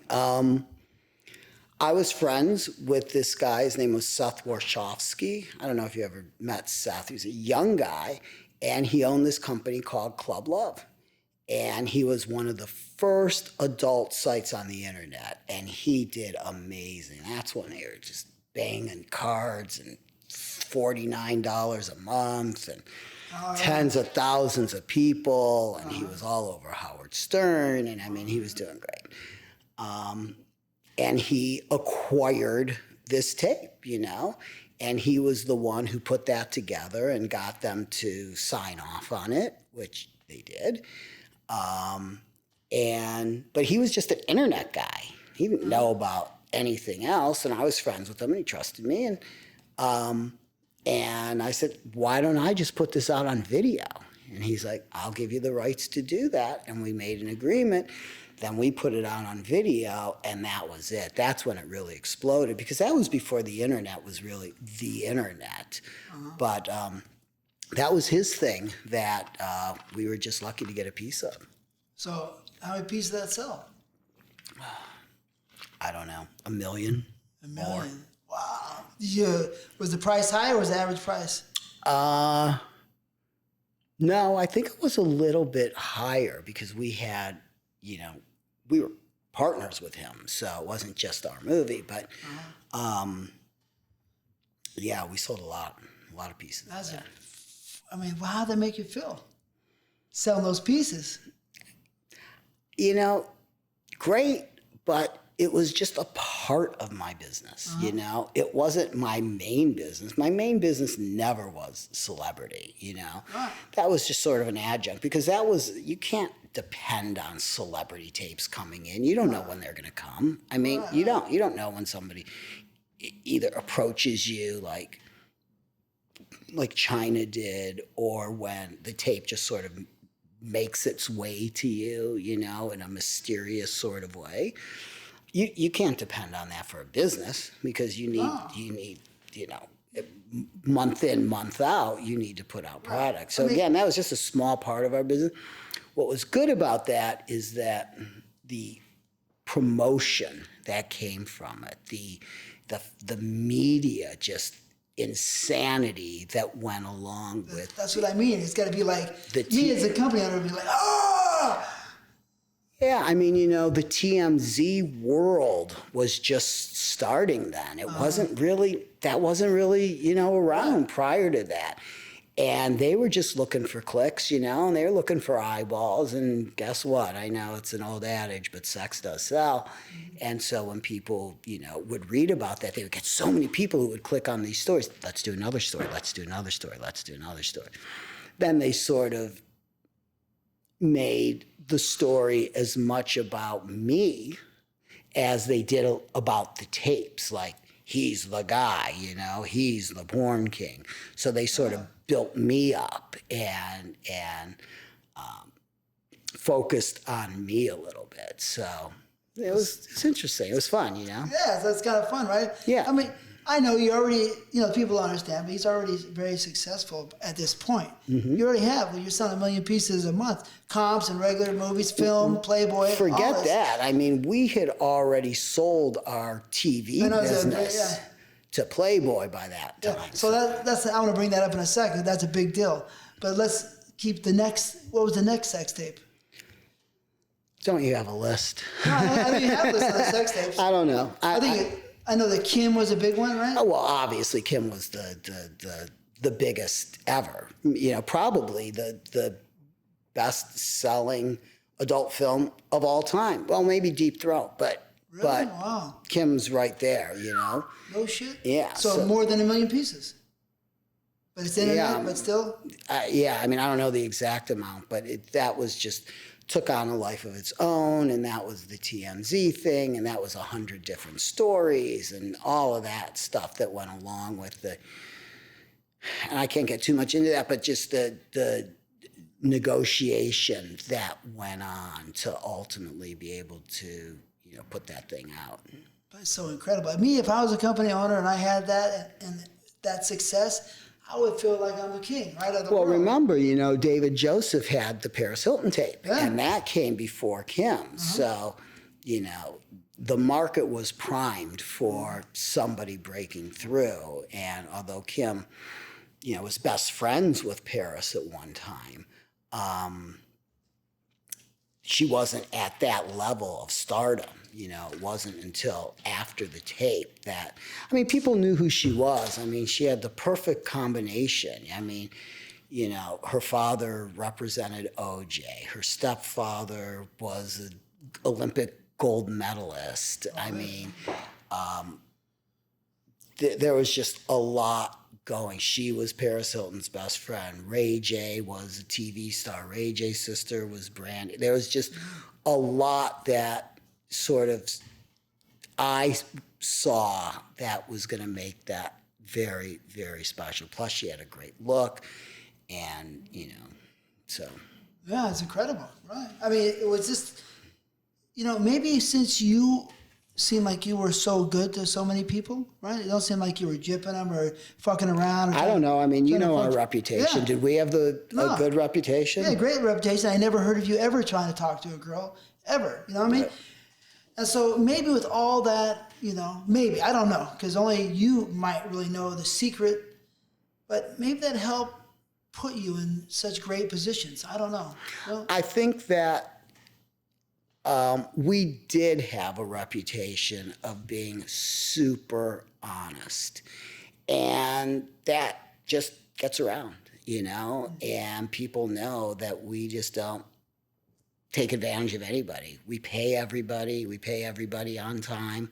We do the right thing. In exchange, we expect people to act that way towards us.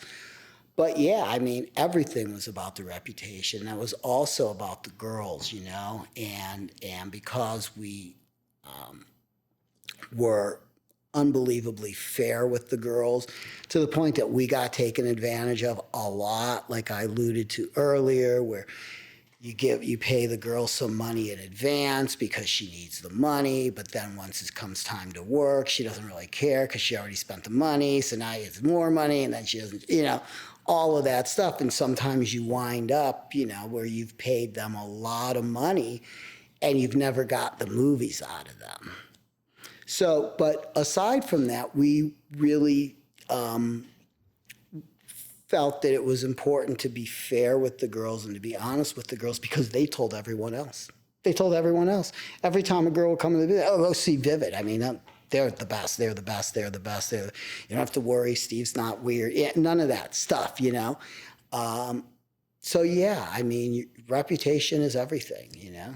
And most girls, you know, aspire to be a Vivid girl. Right. Well, I think we created that, you know. Yeah, you did. That's a big deal. The Vivid girl, the cream of the cream, and the top of the top. It's, you know, nobody had done that before us. Nobody had ever signed a girl to an exclusive contract, ever.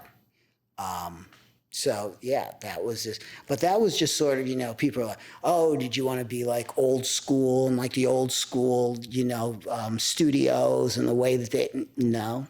I was just like, I just don't want her to work for anybody else. If I'm it's very simple, you know. It's like no. I just want her to work for me because I think I can sell a lot, and I don't want anybody else to. And then 1 leads to 2, leads to 4, leads to 8, and there you have it. But because I used to, maybe you know, my company, Evasive Angles, I would get the girl, maybe procure, because I help bring in agents, right, from the streets.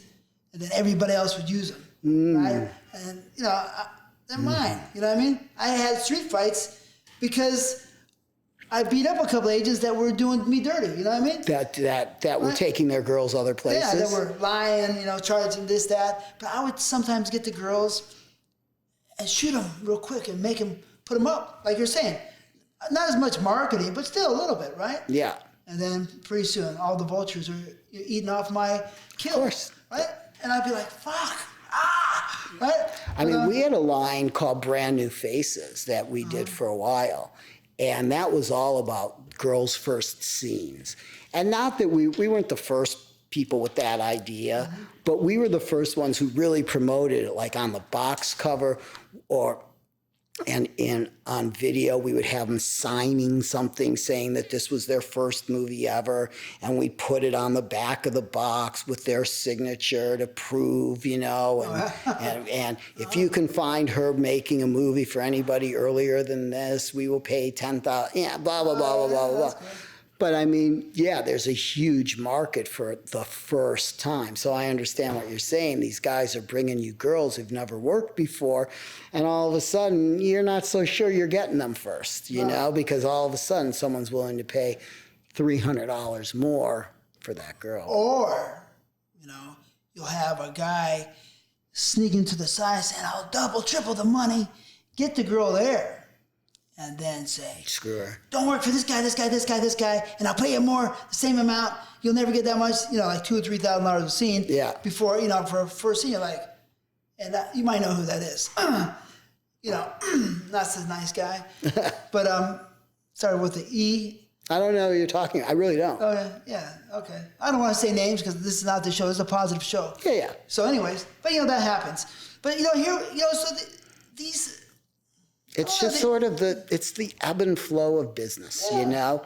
It really is. Yeah. You know, everybody, they're looking for their angle.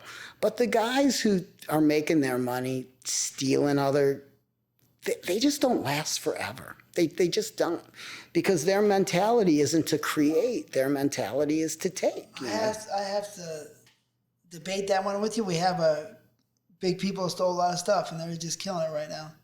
So maybe they don't really. Oh, you mean like the tube sites? Yeah, the tube site. That's true. I mean, but they came from a completely different place, right? I mean, they weren't part of the industry. No, they weren't part of the industry. Parasites. They were just like we can. They saw what the law was, which said that all anybody could do was write them a letter, and they would have to take it down, and they had 3 days to do it, but then somebody else would put it up, and then, hey, we're just a tube, we're not responsible for what goes on this because we don't upload anything. Well, they probably were uploading stuff, but aside from that, I mean, we're just the tube, so we're not responsible for the content that's actually on our site. So there they were, and they stole all the content, and the content went up, and then people didn't really notice because they were still selling their DVDs, and they didn't really care. And then they were like, hey, we'll do a deal with you, and we'll send you a link, and we'll send you traffic. And then all of a sudden, you're in business with these guys who tried to steal all your content. That's why we sued them. And ultimately, we're able to come to an understanding where they really did send us a lot of traffic and didn't steal any of our movies. Our movies never went up without us authorizing it. But even before that, not to sort of move in a different direction, there were companies like ABN, and Hot Movies that they were legit guys. They didn't steal. I'm not saying that. But they created this, pay by the minute, which had never been done before. So they're paying you whatever the percentage was. I don't remember, but it didn't matter because the average person would watch a movie for 9 minutes and you'd wind up with nothing, but they'd be out there promoting that they had your movie, that they have all of these movies. So you would lose out on a lot of business. That was really the beginning of the end. It was the pay by the minute guys that led to, the tube sites were just, as a result, first they were TGPs, they were just putting up pictures and pictures for free and then trying to send the traffic somewhere else. But then as the internet grew and got more sophisticated, they could put up little clips and then they would take that traffic and send it somewhere else. And then they were like, well, we'll just put up scenes and then we'll take that traffic and we'll send it somewhere else, or we'll send it to live or whatever. And now we can just give it away because our real money is in our traffic, is in the value of our traffic. And all of a sudden, the value of porn went to nothing, as you saw, and we saw, and that was, the beginning of the end. And now, I don't even know where the business is. I guess there are some people who are still making some money, but it's not what it used to be, obviously. But those tube sites are doing pretty well. I think so. Yeah, I think they're doing good. I heard some multi-billions of clicks per month or something. They own the internet, kind of. Yeah. So crazy, they really own it. So it's really more than anybody, I think. Period. And that's a big internet. I don't know. I don't know. I'm not there. All we know is that they have a lot of traffic. It seems to me, and I don't really pay much attention to it anymore, that there's so few people who are producing content now, and those guys who are producing sort of have their own internet thing. They're not interested in doing business with Pornhub, and they're able to, I always believe that if you can charge $9.99 a month and have a lot of content and new content every month, people will pay. Mm-hmm. So I'm not sure that they're getting great content anymore. Remember, for many years, they were just able to use, 50 years worth of content that was already out there. But now they have all that. So now it's all about new. Well, there's not that much new. And the new that's being produced, they're not getting. So I don't know. I don't know how much new content they have on their site, but I think a company like, just for example, I used them before, Evil Angel, who has a great name and a great brand, and people really like their stuff. People will pay for it. People will pay for good quality movies. I believe that. Yeah, the tube site is something that I would have never seen in my wildest dreams, but I was kind of new. But anyways, you know, it is what it is, and yeah. you can't blame Pornhub, because if it wasn't Pornhub, it would have been someone else. Yeah, I mean, that evolution it was right there, and I don't know how you stop it. I mean, it's really no different than what you saw in the music business. You know, I mean, what was Napster? I mean, they were the same thing. They just stole music. You know. I have like a conspiracy theory. What's that? It's the beast, the internet, come here to do damage, to colonize humans, right, and make everybody smaller, even, you know, and you sound like Elon Musk, you know. Elon Musk has all these crazy theories too. I mean, who knows? All I know is that being right there and looking at it, it's been a good ride. I mean, I think that, you know, as with any industry, we all have our time, you know, and there was my father's time, and that was the 8mm film time. And then there was my time, and there was the video and the DVD and the TV time. And now there's the internet time. And I don't really know the internet. I mean, I wasn't a programmer. That just wasn't where my head was at. I was more interested in box covers and stuff like that, you know. Old school, yeah. That was our time. So like everything else, things evolve over time, and you decide whether you want to evolve with them. And when the internet came around, we were very successful at the beginning with the internet. Very successful. When the internet came around, I just didn't know it though. I didn't understand it. So the only thing I could do was hire somebody who did understand it, which works for a while. But ultimately, if you don't know it inside and out, you can't run it, because you're going to get taken advantage of. Totally. And that's you know, I think that's what happened. Let's say you have done so many, or made so many smart moves, right? And this is the one that's a fact, come on. This is the one that always blows my mind, and people should know this is a mind-blowing decision, or what do you call it when the people, you know, come together with the energy? But anyways, all this energy, all this, you know, experience of business, maybe leads you here. I don't know. You have to tell me. You buy this cable network, I think you told me for $1 million. Spice, right? Yeah. Well, what happened was, I mean, that was just the end of it. I mean, it all really started when we had a relationship with Playboy, where when they started the Playboy, we're going to go way back. Yeah. Let's say 1990, 91, 92? When the Playboy channel started, they originally just had all of these fun movies of the Playmates bopping up and down, and they're on the beach, and they're throwing the beach balls around, and that was that. There was a channel, sorry, just to let people know, American Triple Ecstasy was back in the day. Yeah, that was on the big dish, right? Yeah. Electric Blue. Yeah. I loved it. Anyway, yeah, of course. So that's part of, I think, what you're talking about. Well, so what I was going to say is that, so Playboy decided, you know, we want to put some adult movies on our channel, because we don't want it to just be these Playboy girls bopping up and down.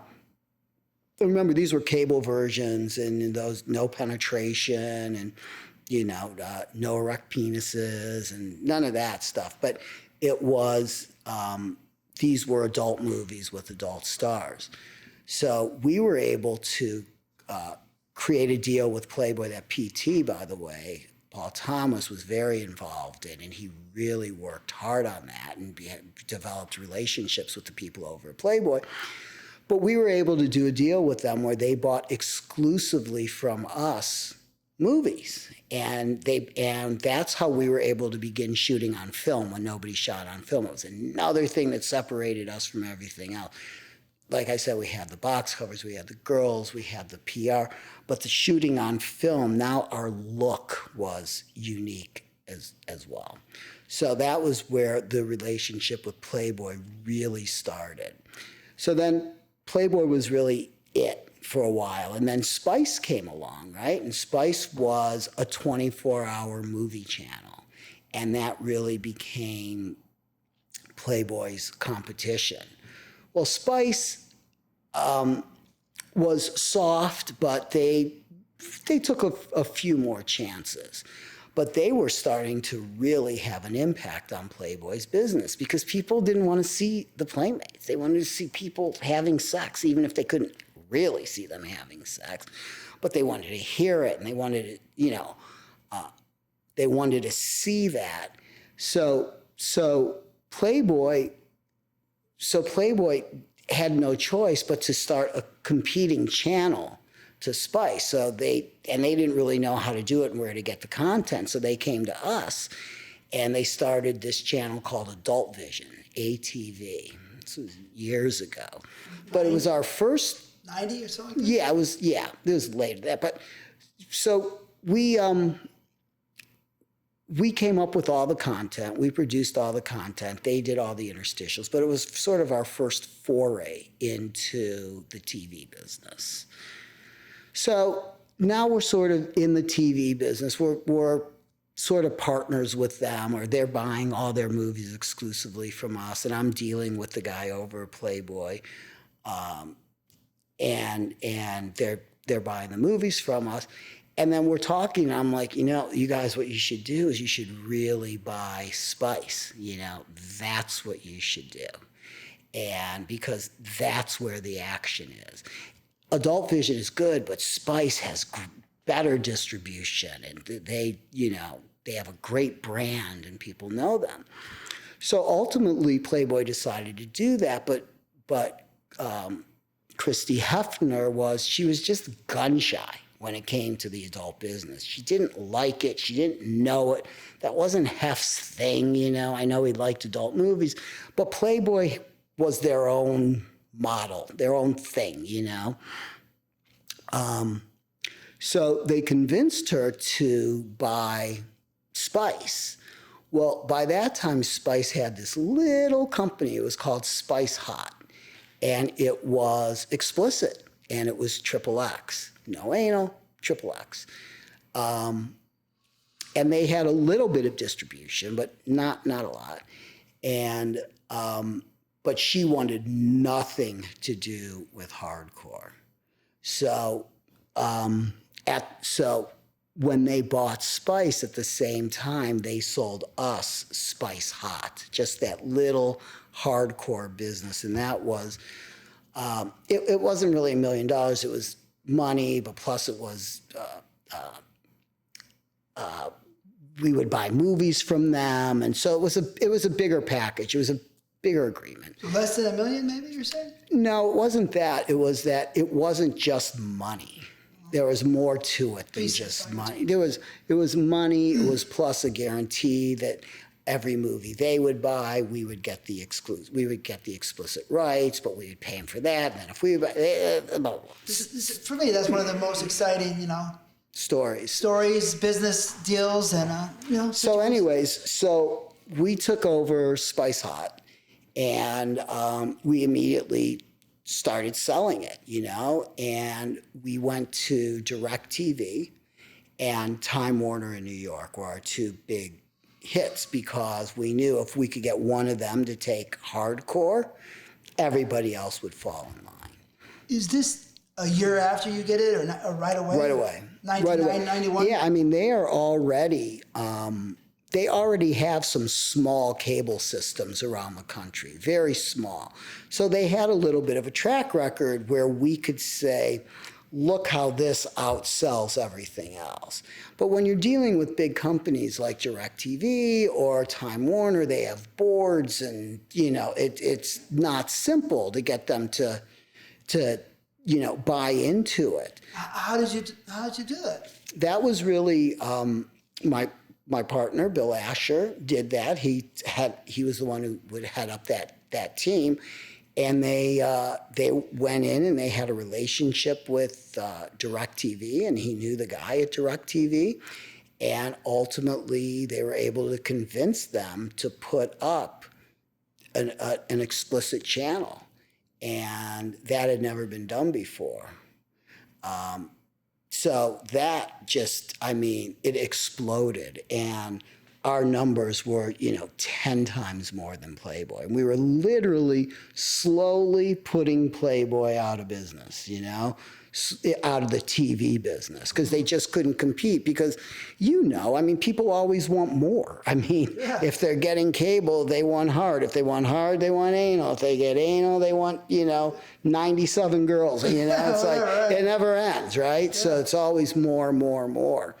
So, we were literally starting to put them out of business, and then Playboy came to us and said, hey, we need to buy that channel back. We can't afford to not be in the explicit business.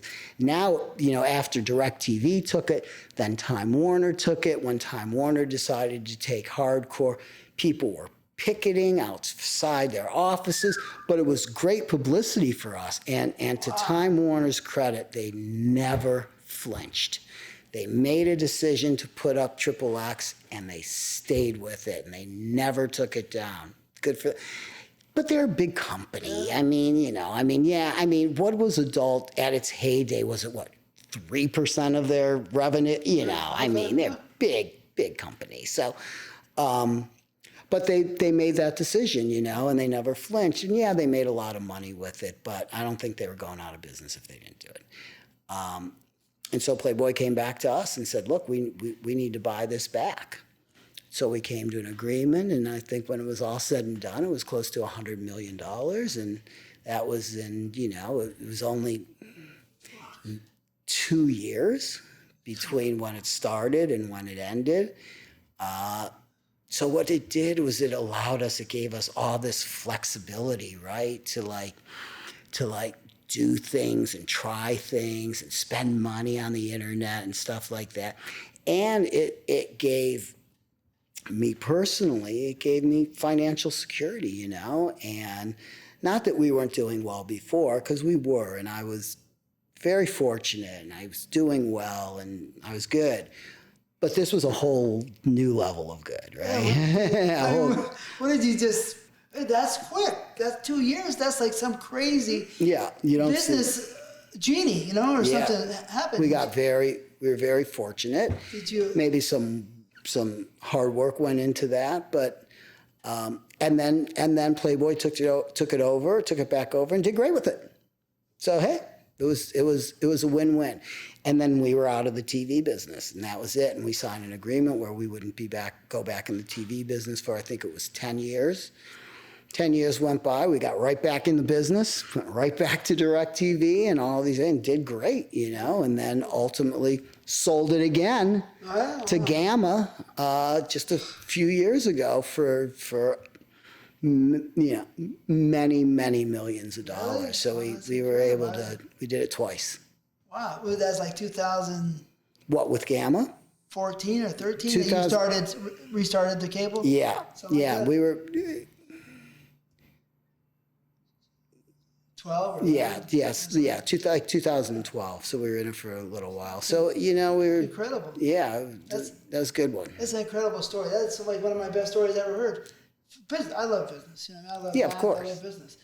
So the directors, because I was a director, and I had hired a lot of directors. Like how? How did you figure out what directors to hire? And I know PT was not the first one, right? Who directed your movie? He directed our third movie. Okay, so that was back in '85. So he really was there at the beginning. He was in our first movie, And he directed maybe it was our third or fourth movie, but he was around right in the beginning. Our first movie was directed by a guy named Scotty Cox. I don't know. Yeah, of course. You know Scotty? Scotty Fox, Scotty Cox, right? Yeah. And I worked with him a lot. He was nice. Yeah, Scotty. And then Bruce Seven Yeah. directed a few movies for us. And then PT came, and he shot all our movies for years. Years and years and years and years and years. PT was the guy who shot all our movies. He was the Vivid guy. And great, as you know, I mean, we won all the awards, not all of them, but we won a lot of awards with him, and PT was really good and really understood the value of money, as you know. So he never spent more than he had to. He was always on budget. I don't think he ever went over budget in 20 years, you know. He's a pretty intelligent person, huh? Smart guy, but he understands when there's a budget, there's a budget. I did not like going over budget. That was not something I liked, which was sort of commonplace, but not commonplace for us.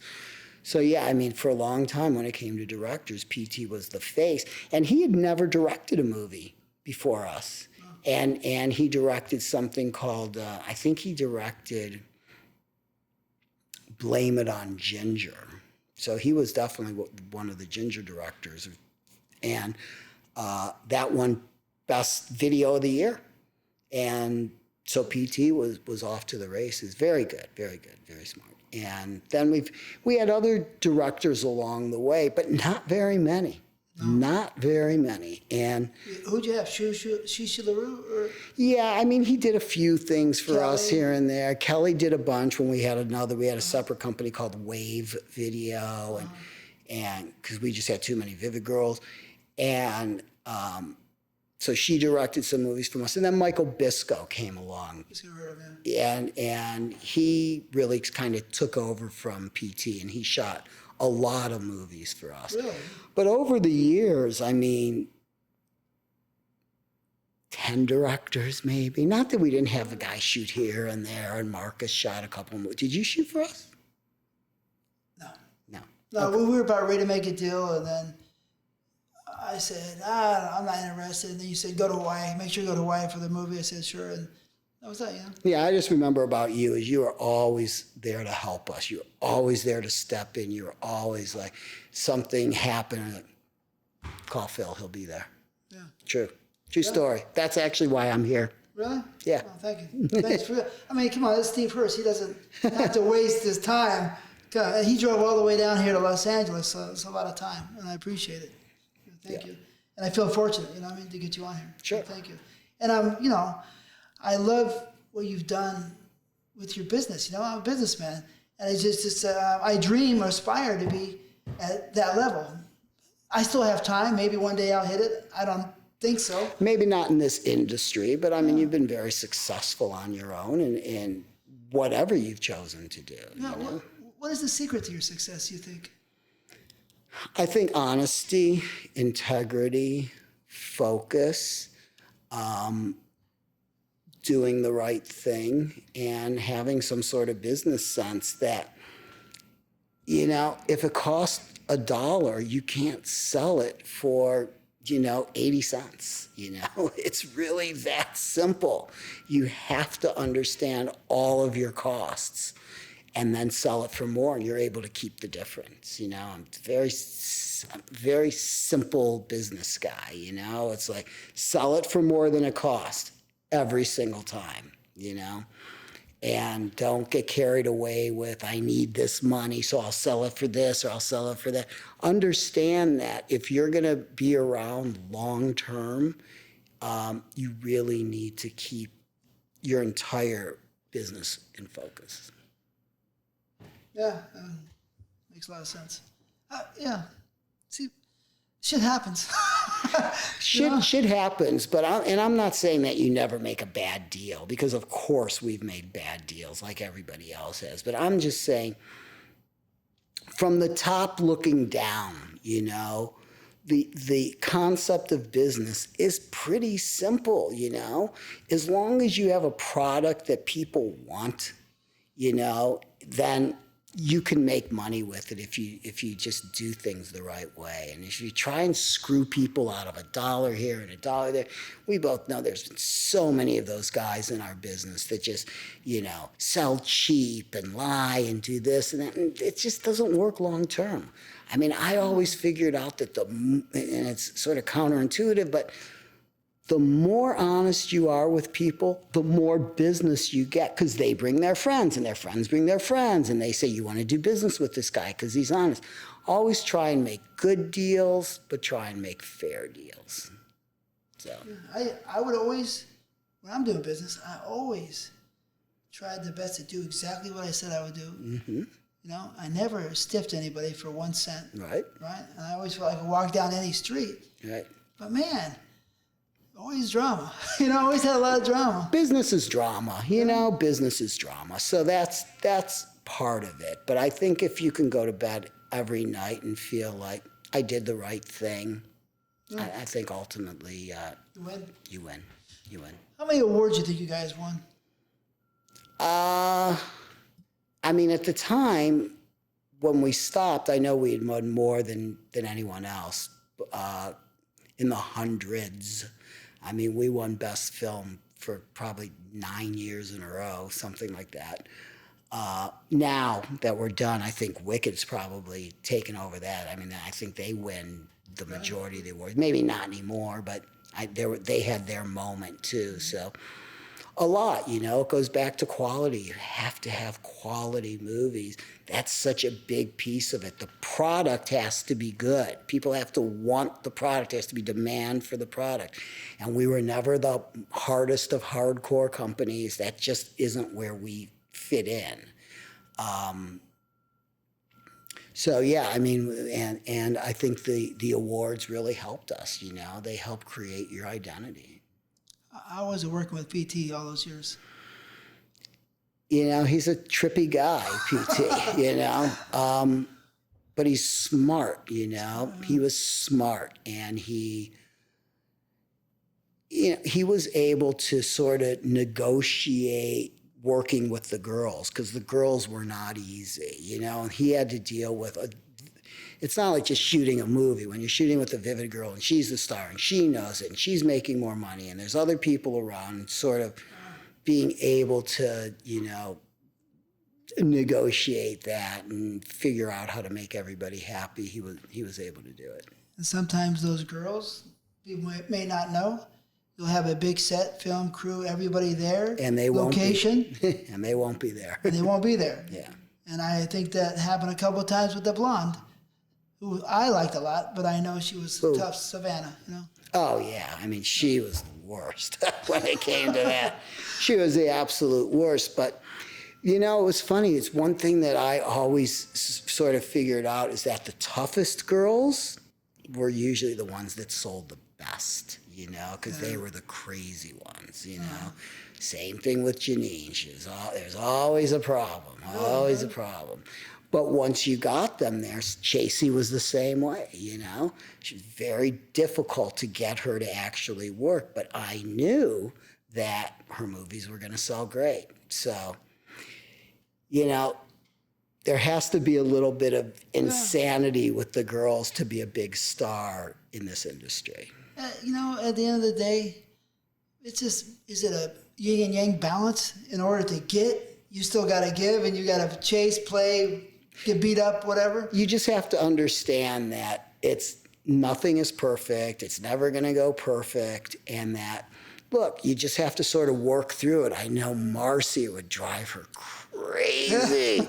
And I would just be like, all right, let's do it tomorrow. We got to figure it out. Well, this girl has this problem, and she's sick, and she's this, and she's that. I'm like, all right, reschedule. She's like, we're not going to still do business.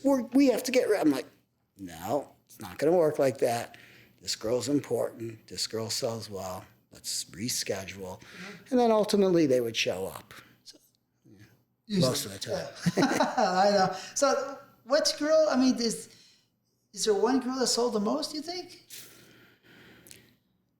I mean, again, like I said, Ginger did amazing. Christy did amazing. Janine did amazing. Chasey did amazing.